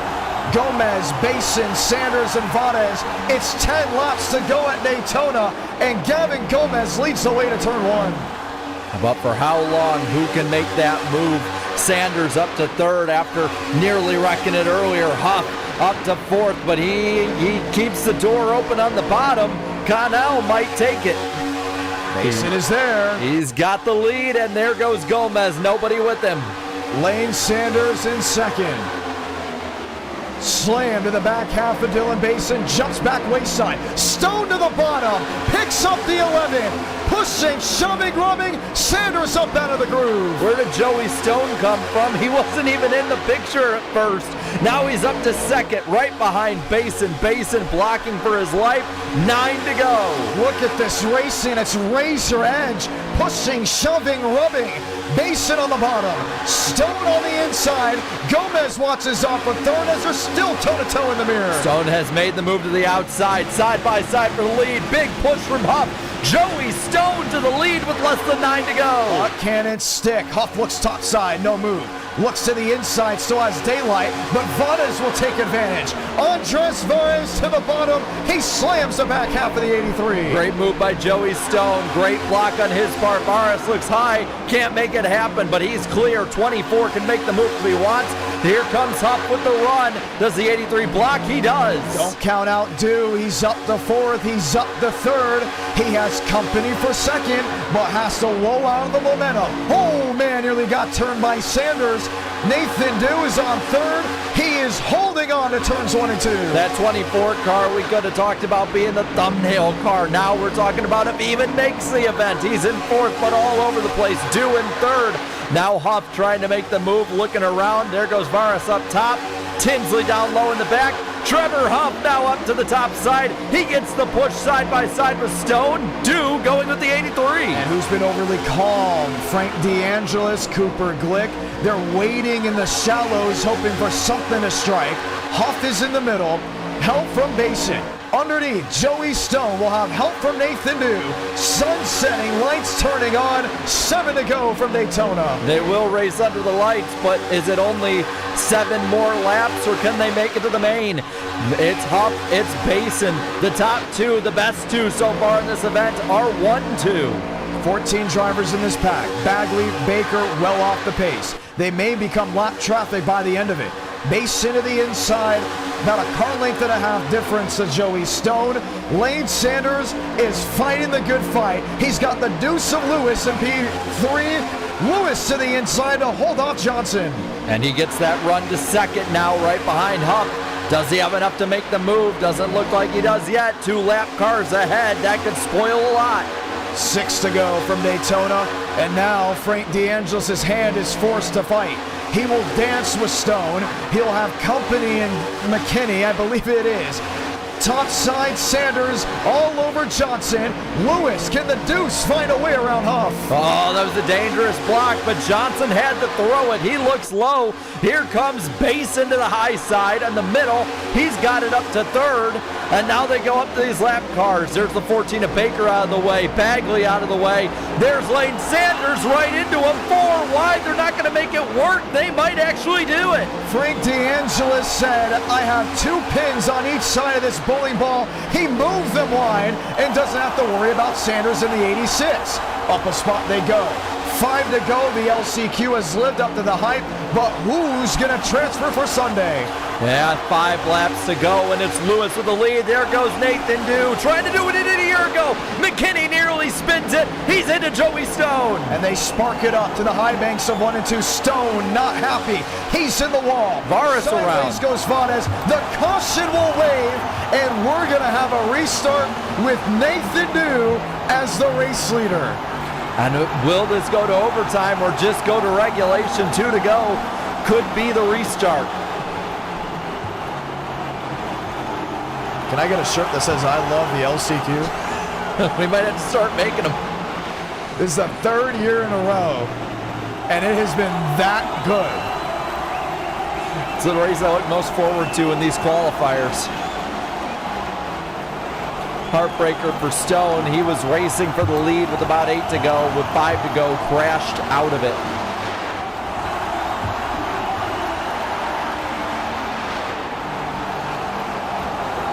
Woo. All right, take a breath. I think Papa Dew got up out of the recliner with that one. I almost got up out of this chair. Oh, yeah, 83's done. I think Stone is done. Wow, a lot of damage. We'll see it here. Oh, net code, Xander McKinney. Off the nose of Vadas. Stone comes down in front of Devin Baker. And that car was already damaged pretty bad, too. Yeah. Heartbreaker for him.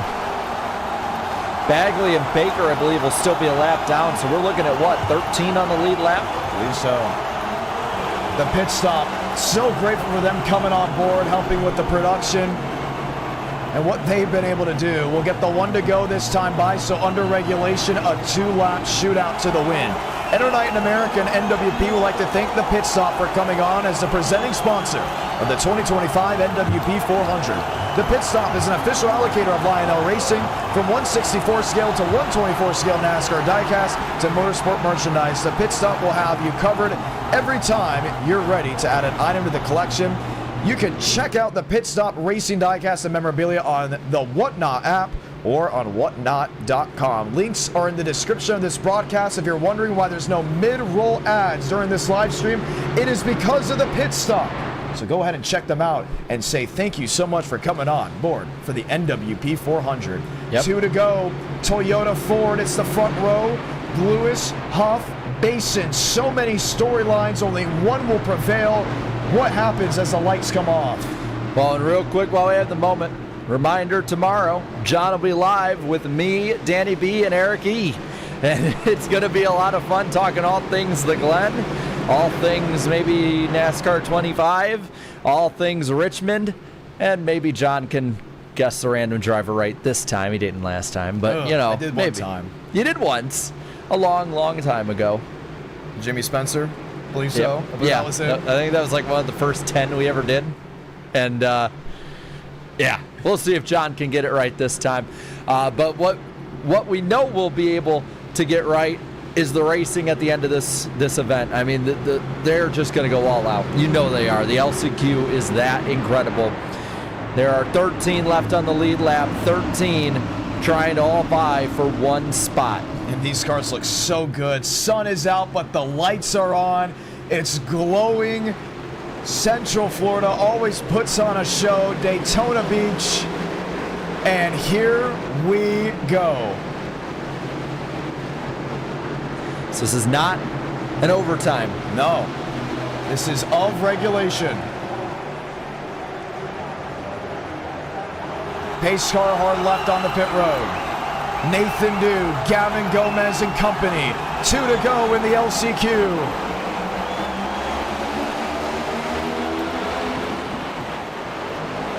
Better restart for the high side. Might not be enough, though, to get past Dew. Maybe it is. They do. They keep it together. The 19 of Gomez entering the corner just about dead even. He has just locked bumpers with Huff.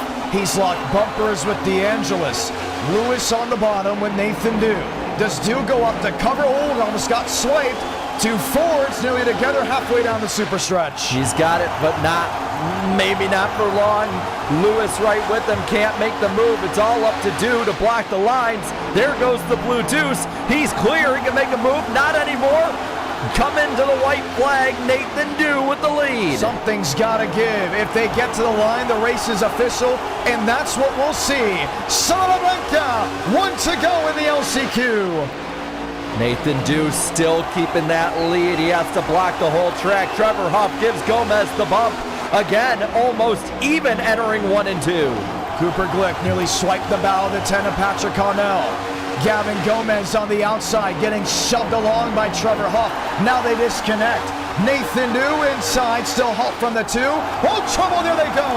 A few of them wrecked, but there's still about 10 more that are racing for it. Gomez, Dew, race for the win. Huff almost around. He saved it. Now he's around.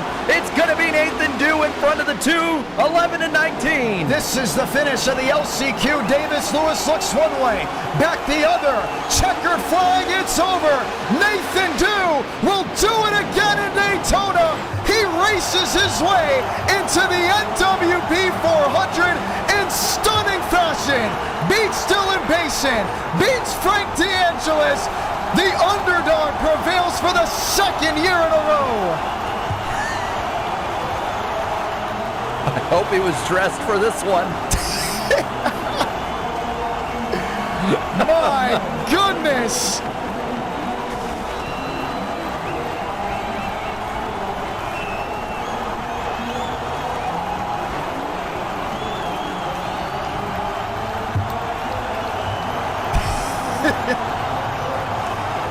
Papa Dew is out of the recliner. He is losing it. I want to hear this interview. As the batter 21 comes back across the line. John, who called it? Who called it? I think you called it. I called it. We started this week out great. We may have actually lost Nathan, dude. I don't know where he went. But my goodness. What a finish. Let's talk to your winner.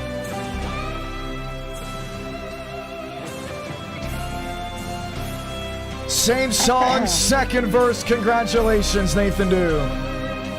Oh my God, thank you. Woo, we did it again. What was it like, the final 2 laps? Oh, me and Zimar it's a miracle we were up there in the first place. We went from running into each other, wrecking on lap 5 or whatever it was, to just controlling the lanes there. You know, I had to keep dragging the brake there to keep him, the guy behind me, not clearing him. Oh my God. We knew one of us were going to make it. That was our goal.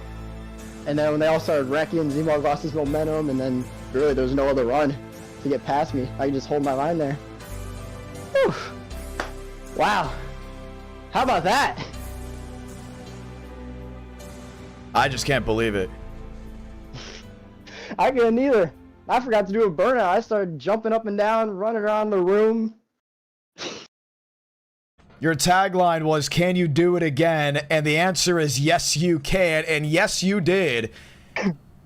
The wreck on the outside lane, the momentum fell apart. What's going through your mind? Oh, I saw them all wreck on the outside. I did. Jumping up and down. I heard my parents cheering in the other room. Oh no, they're cheering in the other room. You know, they're relaxing in there. But when I saw them wreck on the outside there, I knew there wasn't gonna be a run up top from them. So I knew I had to just keep the 2-car behind me for a certain amount of time so you couldn't get side by side and side draft. And when he did make the move, I knew it was too late. He couldn't bring me back enough. So we got that win. We're going to the race. I was already freeing up plans on Sunday, but now I'm busy Sunday. Let's go racing. Dylan Basin second. If a driver has to drop, he'll be the first one in over it.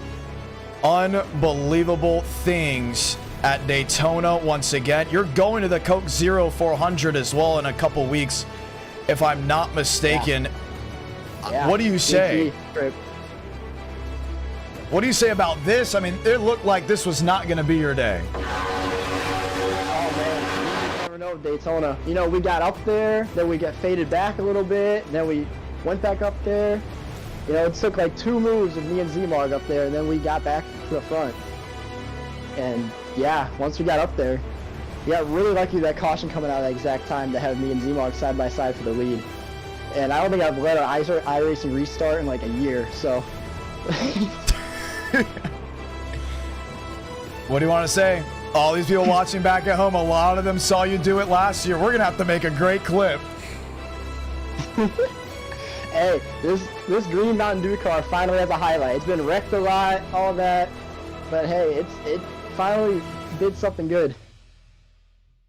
Congratulations. You know, yeah, thank you. Nathan Dew is in and racing in the NWP 400. Dylan Basin, Xander McKinney, Gavin Gomez, Frank DeAngelis, Lane Sanders, Andres Vadas, Trevor Huff, Patrick Connell, Tyler Tinsley, and so many others will not make the show. Leading us to green, it will be Abraham Vila, Kevin Champagne, Carlos Truther, and Dean Brummett. Nate, I gotta ask, I just have to know, what was the reaction? I mean, if it wasn't recorded, what was the reaction of that whole chat you were in? Oh, you want the chat? You know, shout out the chat, you know? They've been behind me this whole time. They saw the wreck I caused. They held my back for that. You know? Let's see chat's reaction here. Now, what was your reaction in the voice chat? Or your teammates? We were all yelling, screaming, jumping up and down. I don't know. I won't say that, never mind. But yeah, we got chat going. Glitzy said glass slipper fits. Jocko said yes, come on.